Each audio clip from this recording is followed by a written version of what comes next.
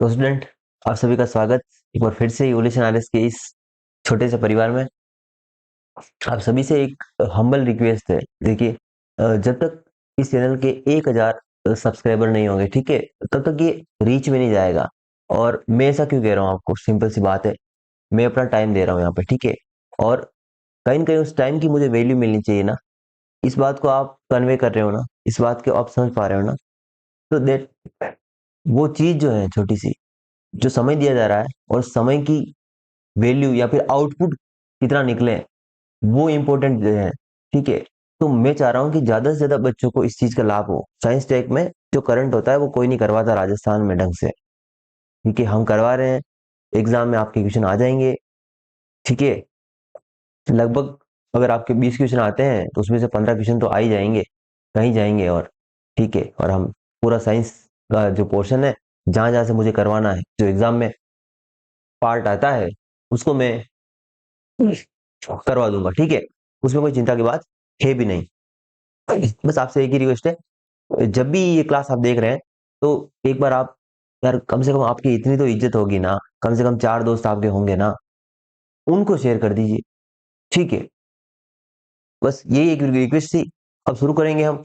आज जो हमारा टॉपिक है, देखें, अब देखें हम, आज जो हमारा टॉपिक है वो डिफेंस से हम रिलेटेड शुरू कर दिया है। हमने अभी तक स्पेस कवर किया था, स्पेस के बारे में हमने पूरा पढ़ लिया, करंट भी पढ़ लिया और उसका स्टेटिक भी पढ़ लिया है।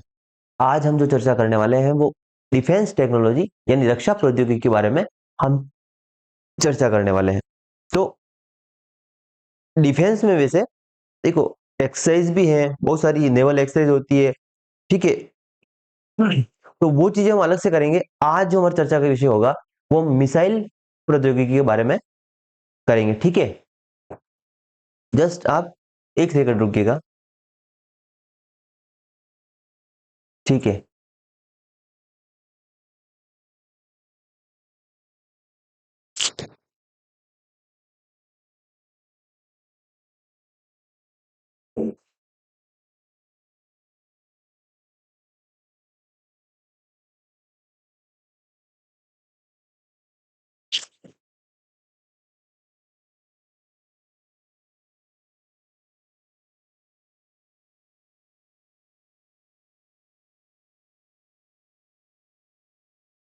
तो साथियों, हमें आज जो है मिसाइल से रिलेटेड जितनी भी बातें हैं, सारी स्टैटिक हो गया या उसका फिर करंट ही हो गया, उन सबको मैं इसी क्लास में कवर करवाऊंगा, ठीक है।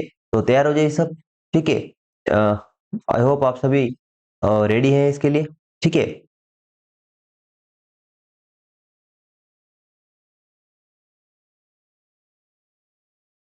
तो सबसे पहले हमें ये समझते हुए चलना है कि मिसाइल क्या है। सबसे पहले मैं बात करूंगा यहाँ पे आपसे कि मिसाइल क्या है, ठीक है।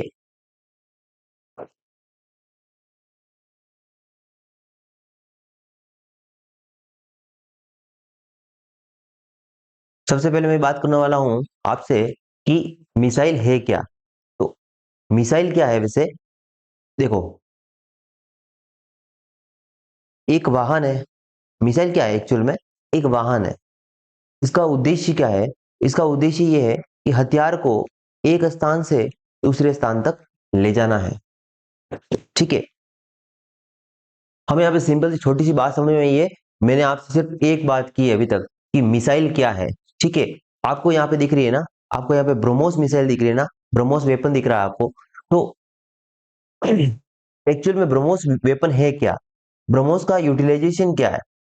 देखो, हम कोई सी भी गाड़ी लेते हैं, ठीक है, उस गाड़ी में हम क्या देखते हैं, गाड़ी का माइलेज देखते हैं, ठीक है। कितनी बढ़िया चलेगी, कितनी स्पीड पे चलेगी। आज मेरे पास, जैसे मैं मानूं कि मेरे पास हीरो होंडा की गाड़ी है, ठीक है, कल मैं उसमें अपग्रेड करूंगा तो मैं क्या सोच के करूंगा, उसका माइलेज। अगर मेरे पास पैसा अच्छा है, ठीक है, तो मैं इसमें क्या देखूंगा, ज्यादा फीचर देखूंगा, ज्यादा तेज भागने वाली गाड़ी ढूंढूंगा, तो मैं हायाबुसा लाऊंगा, ठीक है, हायाबुसा लाऊंगा ना, महंगी गाड़ी लाऊंगा, ज्यादा तेज भागती है, ठीक है, और पेट्रोल ज्यादा खाती है, बुलेट लाऊंगा। क्यों मैं स्कूटी लाऊंगा, बात समझ में आ रही है। उसी तरह ये जो हवाई वाहन होते हैं, ठीक है, इनमें भी कैटेगरीज होती है कि कुछ ज्यादा फास्ट भागते हैं, ठीक है, कुछ ज्यादा वजन ले जाते हैं। इसी तरह हम बात करेंगे तो मिसाइल क्या है, मिसाइल एक तरह का वाहन ही है। वाहन में भी कैटेगरी होती है, लो लेवल का वाहन होता है और एक अच्छे लेवल का वाहन होता है। ठीक है, एक तो विकी हो गई या स्कूटी हो गई, जानते हो विक्की, सुनी है ना आपने, देखी है ना विक्की, तो पहले होती थी हमारी, चलती थी गाड़ियां ना गांव में। अब तो दिखती नहीं है मुझे। तो कहीं ना कहीं एक तरह से हथियार ले जाने के लिए हमने जो वाहन बनाया है उसको हम मिसाइल बोलते हैं। बात समझ में आई आपको? ठीक है, अब इसमें कैटेगरीज होती है। अभी तक जो मैंने डिस्कशन किया, मैंने ये किया कि मिसाइल क्या है। तो मिसाइल एक वाहन है जिसका मुख्य पर्पज क्या है, मुख्य पर्पज उसका ये है कि वाहन को, सॉरी, किसी भी हथियार को एक स्थान से दूसरे स्थान पर ले जाने का काम है इसका मेन। ये बात आपको समझ में आ गई? अब इसमें क्या होता है, अब अलग अलग कैटेगरी पढ़ेंगे हम कि मिसाइल में भी अलग अलग कैटेगरी होती है। ठीक है, अपनी हैसियत के हिसाब से, जैसे मैंने गाड़ी में अलग अलग क्वालिटी बताई, तो उसी तरह मिसाइल में भी अलग अलग क्वालिटी की होगी। ठीक है, तो वो हम पढ़ेंगे धीरे धीरे।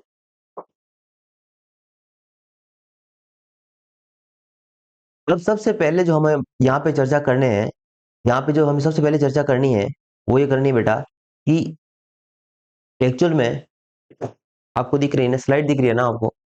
स्लाइड दिखनी चाहिए आपको बरोबर। ठीक है, मैं एक सेकंड के लिए यहाँ से गायब हो जाता हूँ और फिर आपको दिखाता हूँ प्रॉपर। यहाँ पे आपको दो चीजें देखनी है, देखो। जो ठोस प्रणोदक होता है, अब भाई साहब गाड़ी चलेगी तो गाड़ी पेट्रोल भी तो खाएगी ना, गाड़ी चलेगी तो गाड़ी पेट्रोल भी तो खाएगी ना, तो हमें पेट्रोल की व्यवस्था भी करनी है। तो पेट्रोल में हम अलग अलग देखते हैं। एक होता है ठोस पेट्रोल या ठोस प्रणोदन जिसको हम कह रहे हैं। तो ठोस प्रणोदन के रूप में इन मिसाइलों में क्या यूज होता है जनरली, वो एल्यूमिनियम पाउडर होता है। क्या होता है बेटा? एल्यूमिनियम पाउडर होता है। ठीक है, उसी तरह तरल प्रणोदन के रूप में हमने स्पेस पढ़ा है पूरा। अगर आपने स्पेस की क्लास नहीं ली है तो ये चीजें अभी आपको थोड़ी हार्ड लगेगी। ठीक है, हार्ड लगने वाली है मुझे पता है, लेकिन यदि आपने स्पेस की क्लास नहीं ली तो ले लीजिए, और जिसने ली है उसके बाद कोई दिक्कत ही नहीं होने वाली। तो तरल प्रणोदन की मैं बात कर रहा हूं, मैंने उस समय बताया था प्रणोदन क्या होता है। मैंने उस समय बताया था कि प्रणोदन का मतलब होता है बेटा, एक तो ईंधन और एक ऑक्सीकारक। कि जिसने क्लास ली है उसको तो फायदा मिल रहा है यहाँ पे, बाकी सब देखते जाओ। जितना कंटेंट ज्यादा पढ़ रहे हो, कंटेंट पढ़ना बड़ी बात नहीं होती, समझना बड़ी बात। ठीक है, कम पढ़िए, समझिए ज्यादा, सोचिए ज्यादा। ठीक है, तो तरल प्रणोदन की मैं बात कर रहा हूं। तरल प्रणोदन में हाइड्रोकार्बन होता है। क्या होता है? हाइड्रोकार्बन होता है। तो इनको याद रखना, ठोस में क्या यूज होता है मिसाइल में? Aluminium powder. तरल में हाइड्रोकार्बन। उसी तरह हाइब्रिड में, यानी हाइब्रिड क्या होता है? हाइब्रिड मतलब तरल को भी यूज कर लिया उसमें और ठोस को भी कर लिया। तो इसमें जो होता है ठोस और तरल दोनों यूज हो जाते हैं। ठीक बात है। अब आपके सामने आता है ये रैम जेट क्या है, ये रैम जेट क्या है, और ये स्क्रैम जेट क्या है, और ये क्रायोजेनिक टेक्नोलॉजी क्या है। अब इसके बारे में थोड़ी थोड़ी डिस्कशन हम यहाँ पे करने वाले हैं। ठीक है,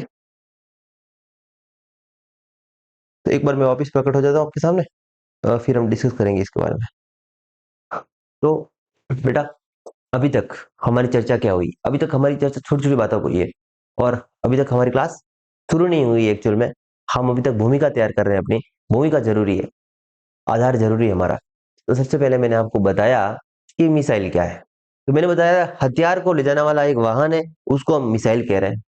ठीक है, फिर मैंने बताया कि यार वो गाड़ी जाएगी तो कम उसको फ्यूल की जरूरत पड़ेगी ना, उसको ईंधन की जरूरत पड़ेगी। तो फिर मैंने ईंधन बताना शुरू किया आपको। तो उसमें मैंने आपको ठोस ईंधन बताया। ठीक है, और फिर मैंने द्रव ईंधन भी बताया। ठीक है, तरल ईंधन भी बताया।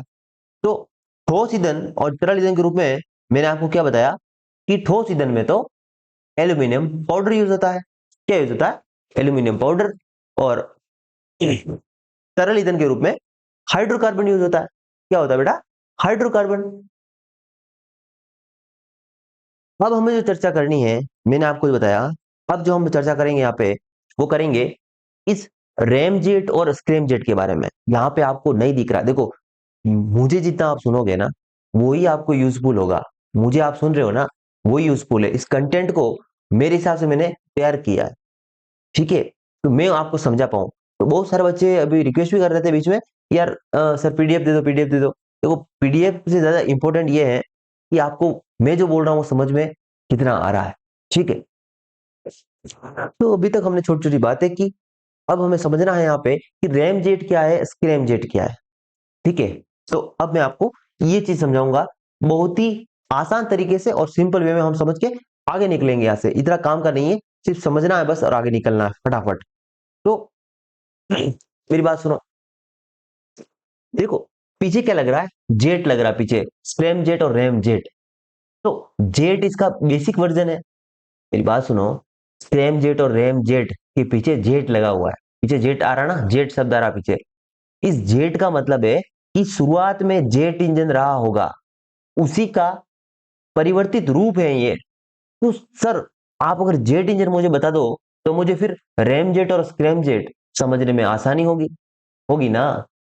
ये टॉपिक आसान नहीं है बेटा, ये टॉपिक आसान नहीं है, इस टॉपिक को समझाना भी आसान नहीं है, ठीक है। तो हम होले होले पढ़ेंगे, होले होले पढ़ेंगे, ये चीजें समझ में आ जाएगी आपको, ठीक है। बस आपसे तो एक ही गुजारिश है मुझे, इसको ज्यादा से ज्यादा लोगों तक पहुंचाइए, उनको पता तो चले पढ़ना क्या होता है एक्चुअल में। तो सबसे पहले हमें जेट इंजन के बारे में समझना है। तो जेट इंजन क्या होता है बेटा, जेट इंजन बिल्कुल बेसिक वर्जन है, जेट इंजन बिल्कुल बेसिक वर्जन है। जेट इंजन में टर्बो इंजन का नाम सुना होगा, किसी ने नहीं सुना तो कोई बात नहीं। उसमें क्या होता है, जैसे ये पेन दिख रहा है आपको, ठीक है, ये पेन दिख रहा है ना आपको, ये पेन दिख रहा है आपको, ये पेन दिख रहा है, ये पेन दिख रहा है ना। इसमें क्या होता है कि जैसे यहाँ पे पंखुड़ियां लगी होती है, ठीक है, यहाँ पंखुड़ियां लगी हुई है। अब आगे से हवा आ रही है, क्या आ रही है, आगे से हवा आ रही है, और हवा इस इस पंखुड़ियों के माध्यम से, ये पंखुड़ियां घूम रही है, उस हवा को अपने अंदर खींचेगी। क्या खींचेगी, हवा को खींचेगी, हवा को खींचेगी, और फिर क्या करेगी, इस पंखुड़ी के माध्यम से हवा खींच ली और फिर अंदर गई, ठीक है। अब उसमें क्या होता है, ध्यान से सुनो, बिल्कुल कॉन्सेंट्रेट हो गए। यहां से हवा अंदर घुसी, और इसका मुंह जो होता है आगे वाला वो बड़ा होता है, यानी ज्यादा से ज्यादा हवा इसमें घुसे, लेकिन निकले बिल्कुल दबाव में। तो पीछे का मुंह पतला होता है। तो क्या होता है कि यहां से जितनी हवा जाती है, फिर यहाँ पे इन जो टर्बो इंजन होते हैं, जेट इंजन जो होते हैं बेसिक वाले, उसमें क्या होता है, ईंधन होता है। तो ये जो हवा घुस रही है, जो इसमें ऑक्सीजन जा रही है, आपने पिछली बार अगर स्पेस वाली क्लास ली है ना, तो आपको समझ में आएगा कि भाई साहब कोई सा भी ईंधन होता है, उसको जलाने के लिए ऑक्सीकारक जरूरी होता है। यदि आप ऑक्सीजन की अनुपस्थिति कर दोगे ना, तो वहां पे ईंधन नहीं जला पाओगे। पास में आपको एक बंद कमरे में, ठीक है, आप ऑक्सीजन की अनुपस्थिति कर दो और फिर वहां कुछ भी जलाने की कोशिश करो, कुछ नहीं जलेगा। उसी प्रकार हमें अगर ईंधन को जलाना है, तो उस इंजन में क्या चाहिए, O2 चाहिए, ऑक्सीजन चाहिए ना। तो मेरे पास ईंधन तो है पर ऑक्सीजन नहीं है, तो मैं ऑक्सीजन बाहर से ले रहा हूं, ठीक है। और फिर यहां पे क्या करूंगा, उस हवा को मैं कंप्रेस करूंगा। बाहर से तो खुली फॉर्म में मैंने हवा ली, अंदर घुसाई, और फिर हवा को मैंने पिचका दिया, हवा को मैंने पिचका दिया, ऑक्सीजन को मैंने पिचका दिया, और फिर यहाँ पे ईंधन के क्या होते हैं, जो फ्यूल होता है, उसके यहाँ पे बॉक्स है, उस बॉक्स में से थोड़ा सा ईंधन निकलेगा और इसके साथ रिएक्शन करेगा, ईंधन प्लस ऑक्सीकारक, और क्या बन गया, प्रणोदन बन गया। अब ये पीछे गैस निकालेगा, पीछे गैस निकलेगी, तो ये वाहन आगे जाएगा। बात में आपको, ये है बेसिक वर्जन।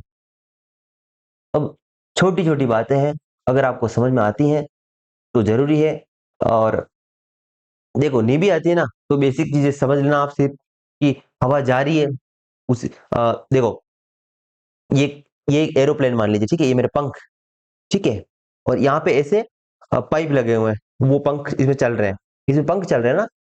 अब उसमें क्या है, हवा ये खींच रहा, अंदर डाल रहा, हवा जा रही है अंदर, हवा जैसे अंदर गई, हवा अंदर गई ना, हवा अंदर गई। अब अंदर क्या है कि फ्यूल भी है और ये हवा भी अंदर जा रही है, तो वहां पे क्या किया जा रहा है, इस हवा को कंप्रेस किया जा रहा है, दबाया जा रहा है, तो प्रेशर बढ़ेगा, तापमान बढ़ेगा, प्रेशर बढ़ा, टेम्परेचर बढ़ा, तो वो ईंधन और ऑक्सीकारक जल जाएंगे, और जलेंगे तो प्रणोदन हो रहा है, और प्रणोदन से हमें क्या मिल रही है, ठीक है, बूस्ट मिल रहा है, आगे जाने का पावर मिल रहा है। तो क्रिया प्रतिक्रिया का नियम जो आपने पढ़ा है, न्यूटन का थर्ड लॉ पढ़ा ना आपने, क्रिया प्रतिक्रिया का नियम, वही नियम काम कर रहा है। ठीक है, आप पीछे अगर फोर्स दोगे ना, किसी भी चीज को आप फोर्स दे रहे हो, तो आप तो आगे जा रहे हो ना, पास में ही ये चीज है बेसिक, ये इसकी। अब रैम जेट और स्क्रैम जेट, ये क्या है, यहाँ पे कुछ चीजें छोटी छोटी लिखी हुई है, ठीक है, उन चीजों को आप देखेंगे तो आपको समझ में आ जाएगा। इस स्लाइड को आप नहीं देखेंगे, नेक्स्ट स्लाइड को आप देखेंगे, यहाँ पे लिखा हुआ है बहुत ही सिंपल वे में कि जो रैम जेट होता है वो क्या करता है, रैम जेट क्या होता है, जो हवा है उसको अपने अंदर खींचता है। और ये देखो, यहाँ पे आपको समझाया जाए आपको, तो ये हवा है, ये वायु समझिए आप, ठीक है, ये आप समझिए वायु, ये वायु अंदर घुस रही है, ये वायु अंदर घुस रही है, और फिर यहाँ पे थोड़ी सी प्रेशराइज की जा रही है, ठीक है, और फिर बाहर निकल रही है, तो यहाँ पे क्रिया प्रतिक्रिया का नियम लग रहा है।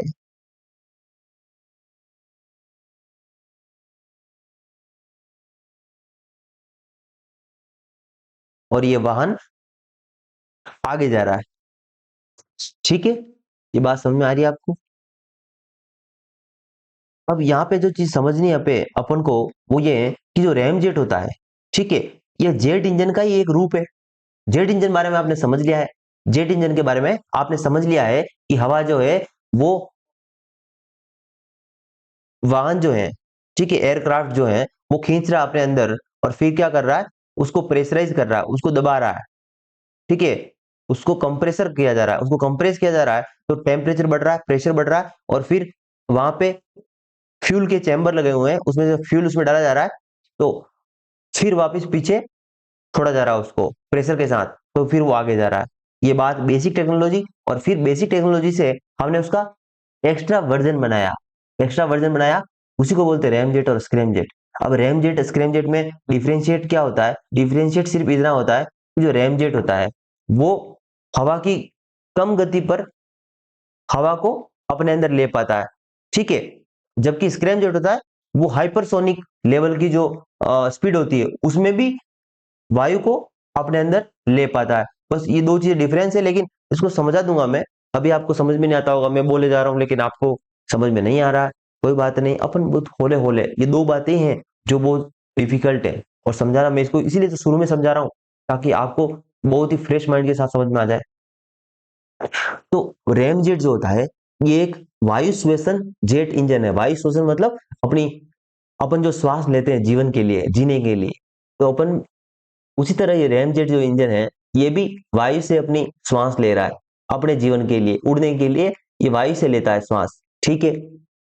और सबसे बड़ी बात यहाँ पे है कि भाई जो रैम जेट है और जो एक पुराना जेट है, ठीक है, जो बेसिक वर्जन है जिसके बारे में जेट में मैंने समझाया, उसमें अंतर यही है कि उसमें वो पंखुड़ियों वाला पंखा नहीं होता, रैम जेट और स्क्रैम जेट में पंखा नहीं होता है, जो घूमता है ना, जो घूमने वाला कंप्रेसर होता है, ठीक है,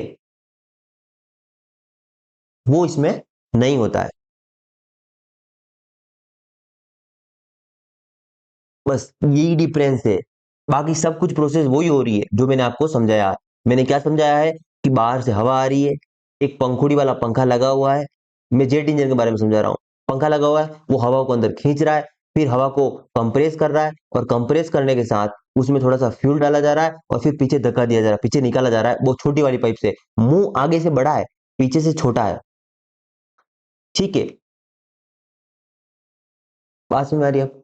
तो इस तरह, और इसको अगर आप मतलब स्लैंग, आपको अगर स्लैंग वाली भाषा में समझना हो, तो आप कभी फार्ट करते हो ना, तो बिल्कुल प्रेशर के साथ वो आता है, ठीक है, फार्ट जो होता है बिल्कुल प्रेशर के साथ रिलीज होता है, वो भी से वो एग्जाम्पल ऐसे सुटेबल एग्जाम्पल नहीं है, लेकिन आप मेरी बात सुनिए, तो समझिए कि कोई गुब्बारा होता है, उसमें आप हवा भरते हैं, ठीक है, पूरा फुला दिया उसको, और फिर उसको छोड़िए तो वो ऊपर ही जाएगा ना, ऊपर ही जाएगा, क्रिया प्रतिक्रिया प्रतिक्रिया का नियम है। उसीलिए उसी तरह हम क्या कर रहे हैं, बाहर से हवा खींच रहे हैं बड़े मुंह से, और फिर छोटे मुंह से छोड़ रहे हैं, ताकि प्रेशर के साथ कोई चीज आगे जाए।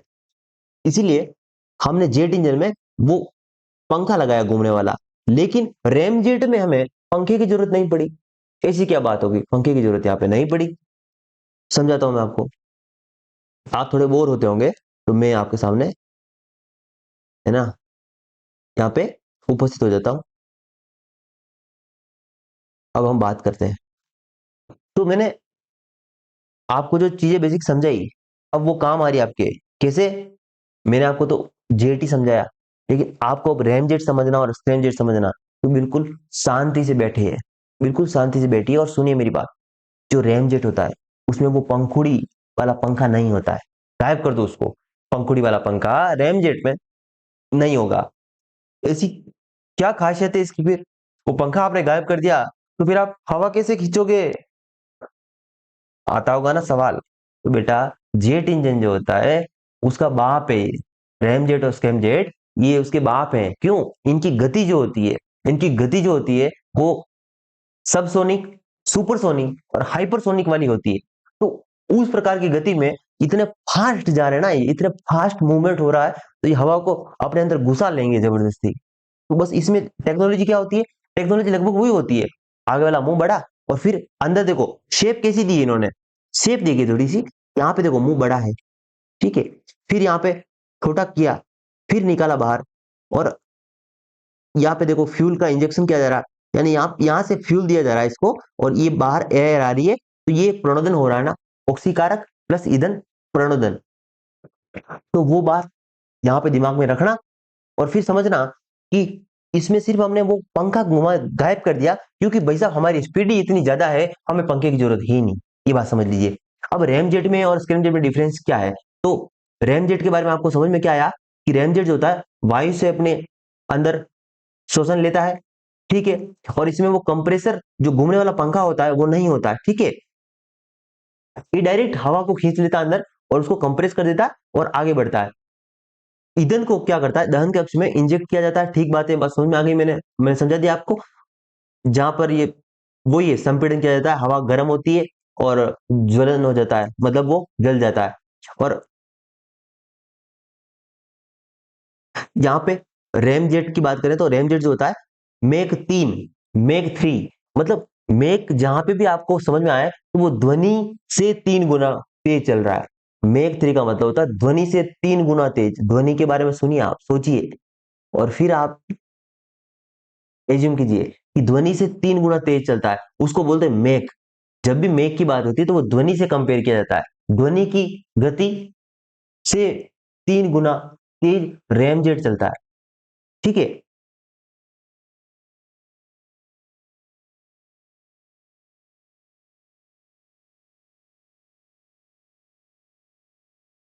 अब यहाँ पे समस्या कहाँ आती है? रैम जेट जो होता है भाई साहब, रैम जेट और स्क्रैम जेट सेम होते हैं, टेक्नोलॉजी बिल्कुल सेम होती है, लेकिन जब भी ये हाइपरसोनिक वाली गति में पहुंचता है, तो ये वायु से जो अपनी श्वसन लेता है ना, वो नहीं ले पाता, इसकी हैसियत नहीं है हाइपरसोनिक लेवल पे। तो बस इतना समझिए कि हाइपरसोनिक लेवल पे रैम जेट इंजन श्वास नहीं ले पाता। तो वो फिर कौन लेगा? तो उसका नया वर्जन हमने बनाया, नया वर्जन बनाया scrum jet. Scrum jet hypersonic stage में भी श्वास ले पाता है। आपको समझ में आया ना? आपको ये टेक्नोलॉजी समझ में आई? ये आपको फ्यूल सिस्टम समझ में आया ना, कि रैम जेट क्या होता है, स्क्रैम जेट क्या होता है, जेट इंजन क्या होता है? किसी को समझाना होगा समझा देंगे ना।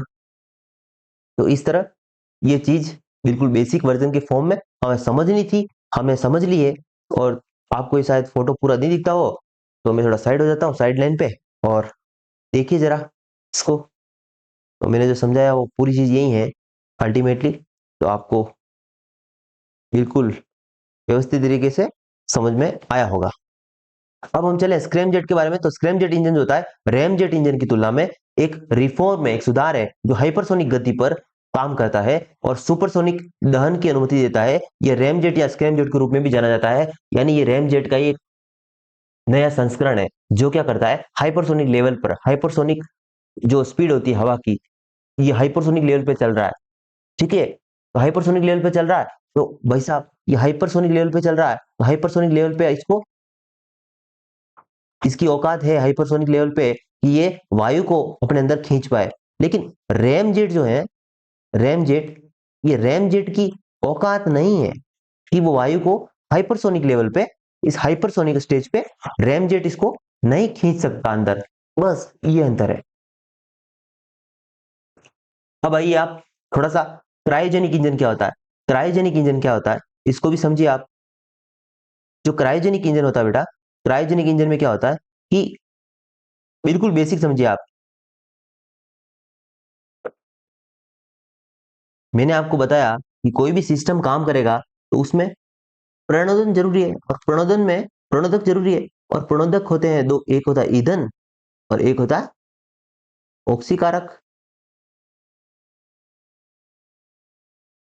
ठीक है, तो यहाँ पे जो ईंधन होता है, यहाँ पे क्रायोजेनिक स्टेज में जो ईंधन होता है, ठीक है, वो कौन सा होता है, तो वो हाइड्रोजन होता है। टेम्परेचर होता है इसका -253 डिग्री सेंटीग्रेड। और ऑक्सीकारक के रूप में ऑक्सीजन होता है, उसका टेम्परेचर होता है -183 डिग्री सेंटीग्रेड। ठीक है, तो क्रायोजेनिक स्टेज जो होती है वो अति निम्न ताप पर, अति निम्न ताप पर हम फ्यूल को कंजर्व करते हैं और रखते हैं। और इसका जो यूज होता है, क्रायोजेनिक जो टेक्नोलॉजी है हम यूज करते हैं, जीएसएलवी के बारे में हमने पढ़ा था, जीएसएलवी के बारे में पढ़ा था, और जीएसएलवी का लॉन्च व्हीकल मार्क 3, हमने LVM 3 पढ़ा था ना, LVM 3 में ये टेक्नोलॉजी यूज होती है, यानी क्रायोजेनिक इंजन जो है वहां पे यूज होता है।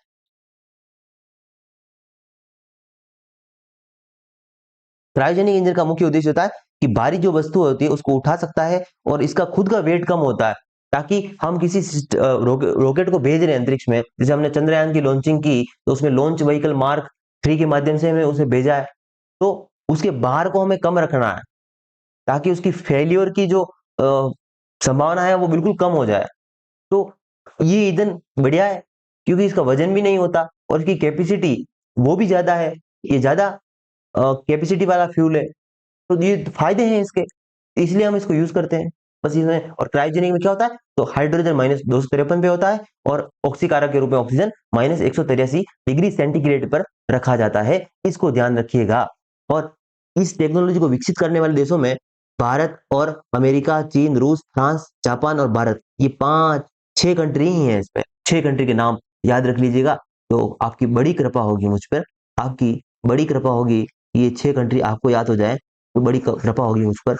जरूर याद रखिएगा, और ये टेम्परेचर जरूर याद रखिएगा, ये टेम्परेचर -183, -253 कभी न कभी आपको पूछ लिया जाएगा।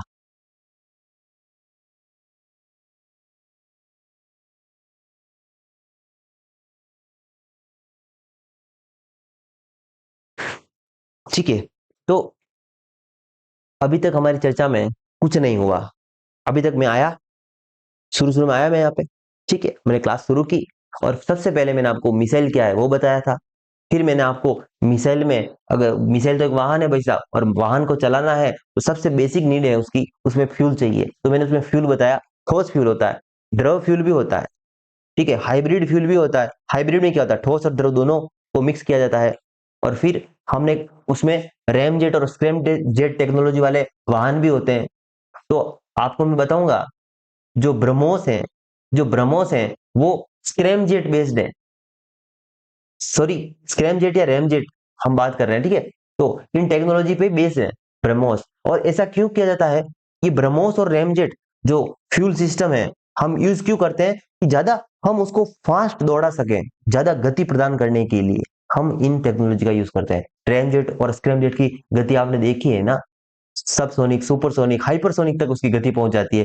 तो हमें किसी वाहन को बढ़िया से बढ़िया बनाना है, तो बढ़िया से बढ़िया बनाने का मतलब क्या है, उसकी गति उस लेवल पे पहुंचा देना। तो हमने क्या किया, हमने इस रैमजेट और स्क्रैमजेट तकनीक को अपनाया, ताकि उस वाहन की गति इतनी फास्ट हो जाए दुश्मन हमें पकड़ ही नहीं पाए, हम किसी की रेंज में ही ना रहे। बढ़िया बात है ना, बढ़िया बात है ना। अरे यार भाई साहब, मेरे पास ठोस ईंधन है भाई साहब। क्या है मेरे पास? ठोस ईंधन है भाई साहब। ठोस ईंधन है तो आपको हर कोई ठोक के चला जाएगा। ठीक है, जैसे मेरे पास विक्की है, मैं रोड पे लेके चल रहा हूँ ऐसे बुर बुर बुर बुर बुर बुर, पीछे से हायाबुसा निकल गई आगे। ठीक है, और आप वो हायाबुसा कब निकली देख ही नहीं पाए। वो भैया आगे रोड पे खड़े हैं कि भाई साहब आप कब आए? विकी वाला जाके पूछ रहा है, तो मैं तो आपके पास से निकला था भैया, मैं तो देख ही नहीं पाया था, इस स्पीड से जाता है। तो रेमजेट और रेमजेट जो होता है उसकी औकात क्या है? वो ये लेवल का है। और ये विकी इस लेवल की है, ये ठोस ईंधन द्रव ईंधन इस लेवल के हैं। पुराना हो गया, इसको कोई यूज नहीं करता। यूज किया जाता है ये वाला, ताकि अपनी औकात अपनी हैसियत नजर आए। ठीक है, आज किसी देश की ग्रोथ अगर हम डिफेंस में माने तो इन टेक्नोलॉजी पर बेस्ड होती है। अगर किसी के पास रैमजेट और स्क्रैमजेट और क्रायोजेनिक इंजन जैसी तकनीक है तो वो देश उन्नत है। बात समझ में आ रही है आपको? तो पहली बार हमने, अब हम जो नई बात कर रहे हैं, ठीक है, मिसाइल डेवलपमेंट प्रोग्राम शुरू किया। कब क्या? तो हमने, क्या बात समझ में आएगी आपको? क्या बात समझ में आएगी आपको?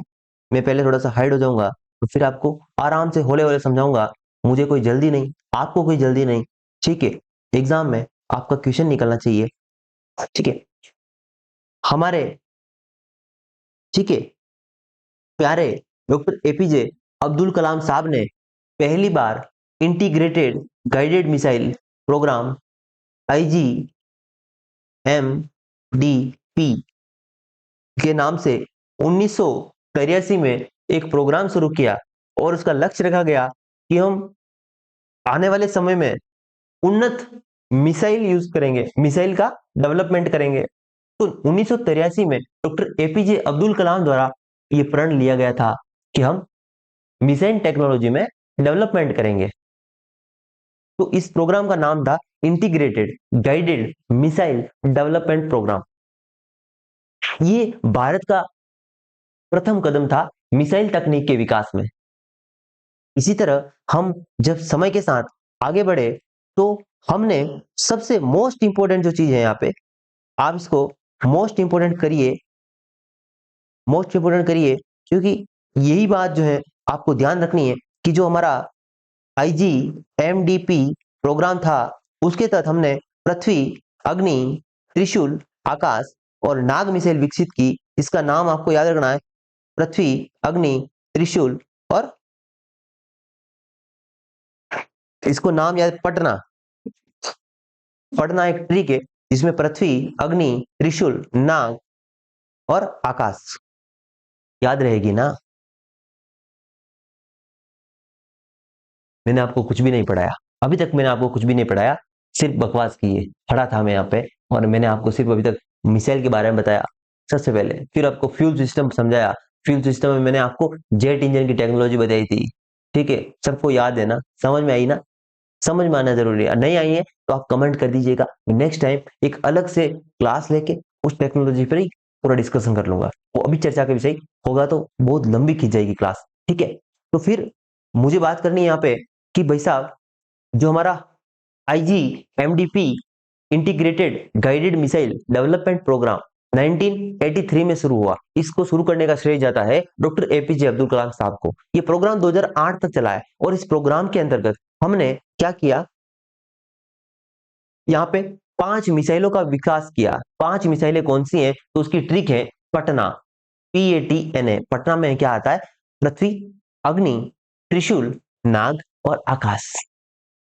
ठीक है, इस तरह याद रखना है। अब यहाँ पे आपको समझना है कि जो पृथ्वी है, जो पृथ्वी है, अरे भाई साहब पृथ्वी नाम से पृथ्वी है तो भाई साहब वो सतह से सतह ही चलेगी ना। पृथ्वी से, जो जमीन से जुड़ा हुआ आदमी होता है वो जमीन पे ही चलेगा ना, हवा में थोड़ी उड़ेगा। तो इसी तरह पृथ्वी जो है, नाम है पृथ्वी, तो पृथ्वी कम दूरी की surface to surface ballistic missile है। अब यहाँ पे आपको मैं बताऊंगा थोड़ी देर बाद, क्योंकि हम आगे बढ़ रहे हैं, अभी तो हमारा इंट्रो चल रहा है। तो बैलिस्टिक मिसाइल क्या होती है बताऊंगा, मैं आपको जरूर बताऊंगा। ठीक है, और ये शॉर्ट रेंज वाली है, ये परास, ये शॉर्ट रेंज क्या होती है वो भी आपको समझ में आ जाएगी थोड़ी देर बाद। तो यहाँ पे सिर्फ आपको समझना है कि जो पृथ्वी है वो कम दूरी की, सरफेस टू सरफेस, ये याद रखे जाना एग्जाम में, यही पूछेगा वो, अगर पूछना है उसको ना, तो पृथ्वी जो है वो किस प्रकार की मिसाइल है आपसे पूछ लिया, बताइए। तो कम दूरी की, शॉर्ट रेंज, SRBM, क्या नाम है इसका? इसका नाम अगर मैं लिखूं यहाँ पे, इसका नाम क्या बेटा? इसका नाम है SRBM, short range ballistic missile, short range ballistic missile. उसी तरह MRBM, अग्नि जो है वो मीडियम रेंज बैलिस्टिक मिसाइल है, MRBM है, यही याद रखना आपको एग्जाम में। उसी तरह जो त्रिशूल है, देखो अग्नि भी सरफेस टू सरफेस है, उसी तरह त्रिशूल की मैं बात करूंगा तो त्रिशूल देखो, भाला जो होता है उसको हम फेंकते हैं ना, उसको हम फेंकते हैं ना ऊपर, तो सरफेस टू एयर हो जाएगा। तो त्रिशूल जो हो जाएगी बेटा वो सरफेस टू एयर हो जाएगी, और शॉर्ट रेंज है, कम दूरी की है, शॉर्ट रेंज पहले ये भी हो जाएगी, ठीक है। और उसके बाद में हम बात करें तो एंटी टैंक की फॉर्म में नाग जो है ये हमारी आर्मी द्वारा यूज किया जाता है, एंटी टैंक के मतलब टैंक को उड़ाने के लिए, दुश्मन का जो टैंक होता है ना, हम जब आर्मी में कोई बंदा जाएगा उनको समझ में आएगा नाग का यूज क्या है। जब सामने दुश्मन होता है, उसके टैंक को उड़ाना है, टारगेट करना है, तो ये नाग मिसाइल ही वहां पे ब्रह्मास्त्र है, ये नाग मिसाइल ही जाती है सामने और उसको उड़ाती है, ठीक है। तो इस तरह हमें बातें समझ में आई है, हमारा अभी तक बेसिक यहाँ पे क्लियर हुआ होगा, और हमें एक प्रोग्राम के बारे में समझ में आई होगी, बातें समझ में आई होगी कि हमने प्रोग्राम 1983 में शुरू किया, जिसके तहत हमने ये 5 मिसाइलें विकसित की। इन पांचों मिसाइलों के नाम पता होना चाहिए, और साथ ही इनका यूज केस पता होना चाहिए कि सरफेस टू सरफेस है, रेंज क्या है, शॉर्ट है, मीडियम है या फिर लॉन्ग है, ये बात समझ में आनी चाहिए। तो मैंने आपको बताया पृथ्वी जो है वो शॉर्ट रेंज की है, अग्नि जो है वो मिड रेंज की है, मध्यम रेंज की है, लेकिन दोनों कैसी है? सरफेस टू सरफेस है। बस पृथ्वी और अग्नि के बारे में आपको बात समझ में आई ना? पृथ्वी और अग्नि जो है सरफेस टू सरफेस है, पृथ्वी और अग्नि सरफेस टू सरफेस है, लेकिन अंतर है, पृथ्वी जो है वो शॉर्ट रेंज की। तो एस से हम शुरू किया, देखो कैटेगरी कैसे होती है, कैटेगरी होती है SRBM, फिर इससे होती है MRBM, ठीक है। तो इस तरह हम नीचे जा रहे हैं ना, इस तरह हम आगे बढ़ रहे हैं। तो याद रखिए ना, पृथ्वी, पहली पृथ्वी, पटना में ट्रिक दो, पटना में P आ रहा मतलब पृथ्वी, तो पृथ्वी हो जाएगी सरफेस टू सरफेस, अग्नि, अग्नि भी सरफेस टू सरफेस, लेकिन पृथ्वी जो होगी वो SRBM होगी, शॉर्ट रेंज होगी, जबकि अग्नि जो होगी वो मीडियम रेंज होगी। ट्रिक से याद हो गया। अब हम बात करें त्रिशूल की, तो त्रिशूल के बारे में सरफेस टू एयर है और शॉर्ट रेंज की है। फिर वापिस आकाश की बात करूं तो वापिस मैं एम पे जाऊंगा, तो MRBM की बात करूंगा, तो मैं शॉर्ट रेंज, फिर मीडियम रेंज, फिर शॉर्ट रेंज, फिर मीडियम रेंज की बात कर रहा हूं, तो मीडियम रेंज में सरफेस टू एयर के आकाश है, ठीक है। और फिर तीसरी पीढ़ी की एंटी टैंक गाइड मिसाइल है नाग। अब आपको याद हो गया होगा, इनके बारे में जरूर याद रखिएगा, बहुत इंपॉर्टेंट है चीज।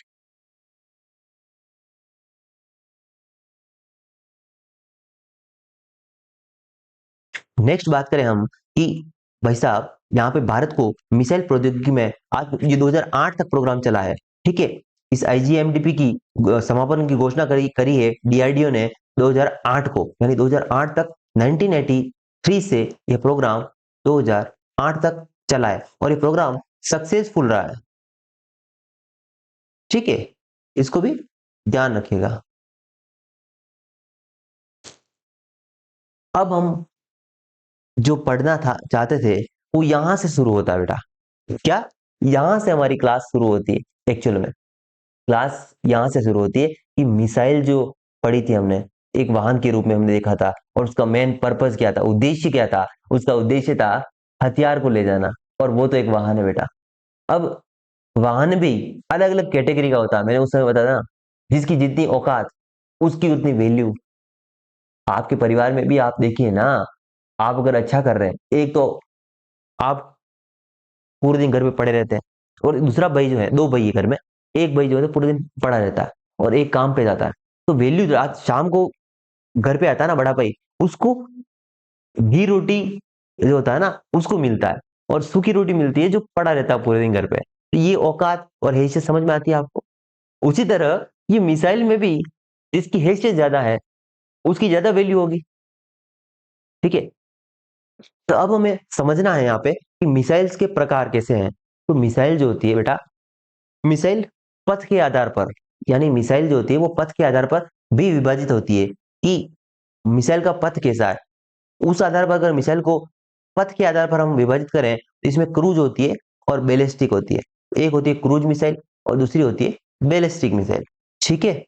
और दूसरी जो है हम यहाँ बात करना चाहें तो प्रक्षेपण मोड के आधार पर मिसाइलें होती है, जैसे सतह से सतह वाली, सतह से हवा वाली, हवा से हवा वाली और जल से भी हवा वाली। तो हमने अभी देखी थी पृथ्वी कैसी है, सतह से सतह वाली है।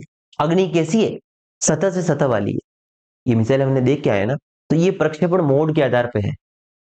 ठीक है। जबकि पथ के आधार पर कैसी है, क्रूज है और बैलिस्टिक है। इनके बारे में समझना बाकी है, हम समझेंगे अभी। अब हम देखते हैं तो गति के आधार पर भी होती है मिसाइल। गति के आधार पर मिसाइल होती है, तो जिसकी ज्यादा गति उसके आधार पर हम उसको विभाजित कर देते हैं। तो हम गति के आधार पर मिसाइल को बांट सकते हैं। परास के आधार पर, परास और गति में अंतर क्या होता है? देखो, गति मतलब मैं 30 की स्पीड से दौड़ता हूं, 30 किलोमीटर पर सेकंड की स्पीड से मैं भाग सकता हूं, दौड़ सकता हूं। ठीक है। और एक होता है कि मैं 30 किलोमीटर दूर ही जा सकता हूं, 30 किलोमीटर दूर जाने की मेरे पास एनर्जी है, मेरी एनर्जी इतनी है, मैं 30 किलोमीटर दूर जा सकता हूँ। तो 30 किलोमीटर परास हो गई, जबकि ये गति हो गई। बात समझ में आई आपको? उपयोग के आधार पर, उपयोग के आधार पर भी मिसाइलें दो प्रकार की होती है, एक युद्धक मिसाइल होती है और एक सामरिक मिसाइल होती है। अब यहाँ पे थोड़ी सी बात बताऊंगा, युद्धक मिसाइल क्या होती है और सामरिक मिसाइल क्या होती है। क्रूज के बारे में तो हम बात कर लेंगे, बैलिस्टिक के बारे में बात कर लेंगे, बढ़िया से करेंगे, शांति से करेंगे। लेकिन युद्धक और सामरिक में अंतर क्या होता है? एक तो रोज सामने कोई कोई आता है, उसको ठोकना है, जैसे पाकिस्तान हो गया, चाइना हो गया, इनको रोज ठोकना पड़ता है। तो इनके लिए हम यूज करते हैं वो युद्धक मिसाइल होती है। जो सामरिक मिसाइल होती है वो सिर्फ दुश्मन को डराने के लिए हमने रख रखी है, सजा के। ले बेटा, ये सजा के रख रखी है, कोई ज्यादा होशियार मत बन। तो इस प्रकार की मिसाइलें होती है, वो कभी काम नहीं आती, लेकिन किसी देश को सिर्फ डराने के लिए हमने बना रखी है, ताकि विश्व में शांति बनी रहे। ऐसा क्यों? कि भारत के पास कोई ऐसी सामरिक मिसाइल नहीं होगी और किसी और देश के पास होगी तो भारत को डराएगा और भारत में शांति भंग हो जाएगी। तो भारत में शांति बनाए रखनी है, अपने पास भी वैसी हैसियत होनी चाहिए ना, ताकि दोनों देश में बराबरी रहे। और बराबरी जब रहेगी तब संतुलन स्थापित होगा, साम्य की अवस्था रहेगी। तो वो साम्य जरूरी है। तो ये सामरिक जो मिसाइलें होती है, ये जो सामरिक प्रकार की मिसाइलें होती है, इनका पर्पज यही होता है कि इसे विश्व शांति बनी रहे। ठीक है। कोई एक देश दूसरे देश पे हावी नहीं हो जाए। जबकि हमारे जो छोटे मोटे युद्ध होते रहते हैं उनमें हम युद्धक मिसाइलों का यूज करते हैं। यही बेसिक डिफरेंस होता है।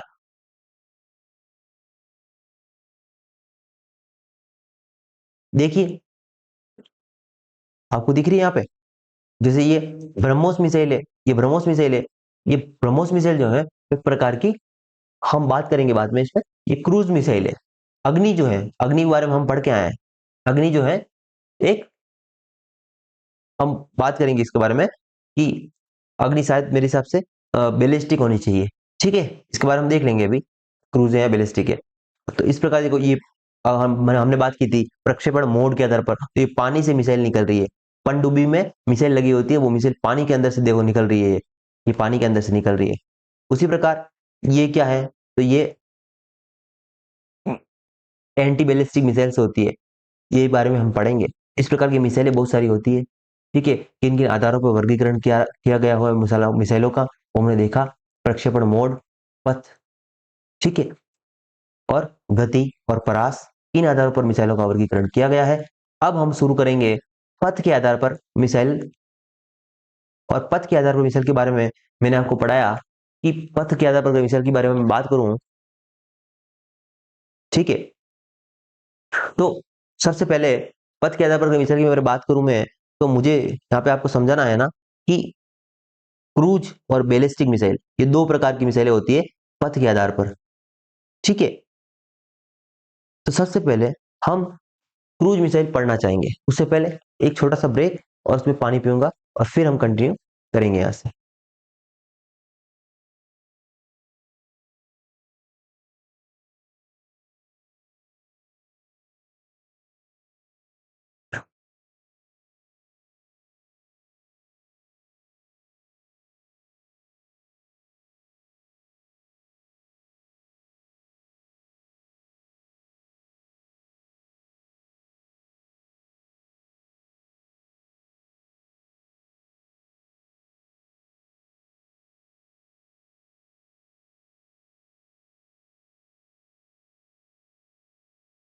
ओके, तो जो क्रूज मिसाइल होती है, ये हमने वर्गीकृत किस आधार पर कर रखी है? इसको हमने कर रखा है पथ के आधार पर। यानी अब क्रूज मिसाइल जो होती है, देखो दो प्रकार की मिसाइल हमें पढ़नी है यहाँ पे, जो हम क्रूज पढ़ने जा रहे हैं। क्रूज में क्या होता है कि एक इसकी उड़ान जो होती है वो निर्देशित होती है, यानी इसको हम क्या कर सकते हैं? गाइड कर सकते हैं। क्या कर सकते हैं बेटा? गाइड कर सकते हैं। इनको उड़ान के दौरान हम क्या कर सकते हैं? कंट्रोल कर सकते हैं, नियंत्रित कर सकते हैं। इसमें मुख्य रूप से जेट इंजन का प्रयोग किया जाता है। अब आपको इंपॉर्टेंस समझ में आई ना कि जेट इंजन क्या होता है? तो यहाँ पे आपको ये चीज काम में समझ में आ रही है कि जेट इंजन क्या चीज होती है और जेट इंजन का यूज कैसे किया जाता है। ठीक है। और ये मिसाइलें जो होती है मुख्यतः वायुमंडल की सीमा में गति करती है। क्या करती है? देखो, हमने अंतरराष्ट्रीय स्तर पर एक सहमति बनी हुई है कि 100 किलोमीटर के बाहर का जो एरिया है वो हम वायुमंडल से बाहर का एरिया मानते हैं, बहिर्मंडल मानते हैं। और ये हम वायुमंडल का मानते हैं एरिया 100 किलोमीटर वाला। इसको बोलते हैं हम कैरेमन रेखा। क्या बोलते हैं? कैरेमन रेखा। इंपोर्टेंट है एग्जाम के लिए। ये कैरेमन रेखा जो होती है, ये कैरेमन रेखा क्या होती है बेटा? एग्जाम में अगर पूछ रहे आपको कि कैरेमन रेखा क्या होती है, तो आप बता देंगे ना ये कैरेमन रेखा क्या होती है? ये कैरेमन रेखा होती है 100 किलोमीटर की रेखा होती है। ठीक है, वो 100 किलोमीटर की हाइट पर, तो इसके ऊपर लोअर अर्थ ऑर्बिट शुरू हो जाता है, लियो। ये आपको समझ में आता है, पढ़ा है आपने? ठीक है। तो हमने यहाँ पे क्या देखा कि जो क्रूज मिसाइलें हैं, यहाँ पे मैं ब्लैंक पेज लूंगा और आपको बता देता हूँ। ठीक है, हमने यहाँ पे अभी तक जो चीज समझी है वो क्या समझी है? कि हमने क्रूज मिसाइल की बात की है। क्रूज मिसाइल, ठीक है। तो क्रूज मिसाइल के बारे में सबसे पहली बात, एक तो ये गाइडेड होती है, यानी ये निर्देशित होती है।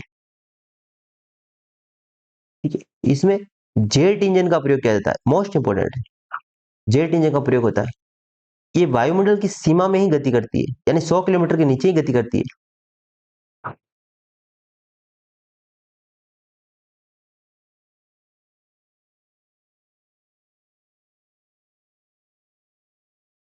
ठीक है, ये बात आपको समझ में आ रही है ना? उसके अलावा और क्या देखा हमने? ठीक है,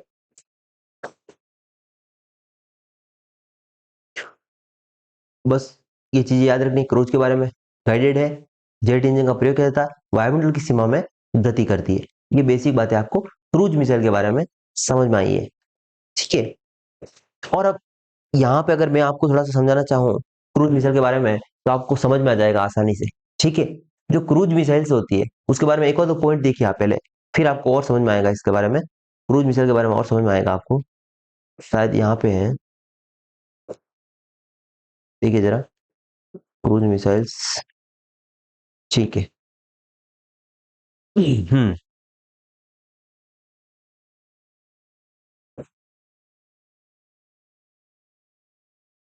या मैं समझाता हूँ आपको क्रूज मिसाइल के बारे में और बेसिक बात है। क्रूज मिसाइल जो होती है ना बेटा, बिल्कुल स्ट्रेटेजिक होती है। हम अभी युद्धक मिसाइल पढ़ के आए ना, एक युद्धक पढ़ के आए, एक सामरिक पढ़ के आए।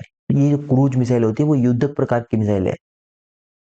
और जो बैलिस्टिक मिसाइल होती है वो एक प्रकार से सामरिक मिसाइल होती है। इस प्रकार से हम कर सकते हैं, बात कर सकते हैं, इस प्रकार से कह सकते हैं। ऐसा क्यों? क्योंकि जो जनरली हमारे वॉर होते हैं, ठीक है, बॉर्डर्स में, तो वो आमने सामने होते होंगे ना, तो इसके बीच में जो दूरी होती है वो कम है। तो कम दूरी के टारगेट्स जो होते हैं वो हम क्रूज मिसाइल से टारगेट करते हैं। यानी जो भी क्रूज मिसाइल आपको कहीं पे देखने मिले हैं, तो इसका मतलब ये है कि एक प्रकार की युद्धक मिसाइल होगी। और इसका मेन पर्पज ये होगा कि आमने सामने का जब भी युद्ध होता होगा, कम दूरी का युद्ध होता होगा, तो ये मिसाइल यूज की जाती होगी। वहां पे हम बैलिस्टिक मिसाइल यूज नहीं करेंगे, वहां पे हम क्रूज मिसाइल करेंगे। ऐसा क्यों है? क्योंकि भाई साहब, एक तो ये क्रूज मिसाइल जो होती है वो हवा में बहुत कम हाइट पे, वायुमंडल में ही, वायुमंडल के अंदर ही सामने जाएगी, टारगेट करेगी। और बैलिस्टिक मिसाइल होती है वो वायुमंडल के बाहर जाकर वापस अंदर आती है। वायुमंडल के बाहर जाकर भी वापस अंदर आती है, तो ये तो बहुत टाइम ले लेगी भाई साहब। हमें तो बिल्कुल आमने सामने की लड़ाई लड़नी है और बहुत कम टाइम में हमें टारगेट करना है सामने वाले को, तो हमें कौन सी मिसाइल चाहिए? क्रूज सही है ना? क्रूज सही है ना? तो क्रूज का यूज करना चाहिए ना।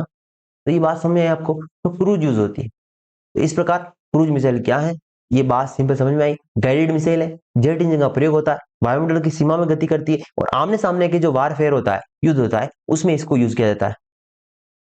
ठीक है, तो ये बेसिक आपको बात समझ में आई। अब क्रूज मिसाइल के बारे में अगर बात और करूं, तो जो हमारा ब्रह्मोस है, क्या है हमारा जो ब्रह्मोस है, ठीक है, ये भी एक क्रूज मिसाइल है। और किस प्रकार की है, तो सुपरसोनिक क्रूज मिसाइल है। कैसी है, सुपरसोनिक क्रूज मिसाइल। सुपरसोनिक का मतलब होता है, देखो यहाँ पे 1 से 5 मेघ के बीच में गति होती है इसकी। 1 से 5 मेघ, ध्वनि से 5 गुना तेज दौड़ती है ये, ध्वनि से 5 गुना तेज दौड़ती है। तो बात में है ना आपको कि एक प्रकार से जो ब्रह्मोस है, ब्रह्मोस की गति 5 मेघ तक है। और ये ब्रह्मोस जो है एक प्रकार की क्रूज मिसाइल है। ठीक है, रेंज है इसकी 290 किलोमीटर। और ब्रह्मोस जो 2 है, इसका नया संस्करण, ये एक प्रकार की हाइपरसोनिक क्रूज मिसाइल है। अब भाई साहब, हाइपरसोनिक क्रूज मिसाइल किसी देश द्वारा बनाया जाना एक बड़ी उपलब्धि है, बड़ी उपलब्धि। ये गिने चुने देश ही बना पाए हैं।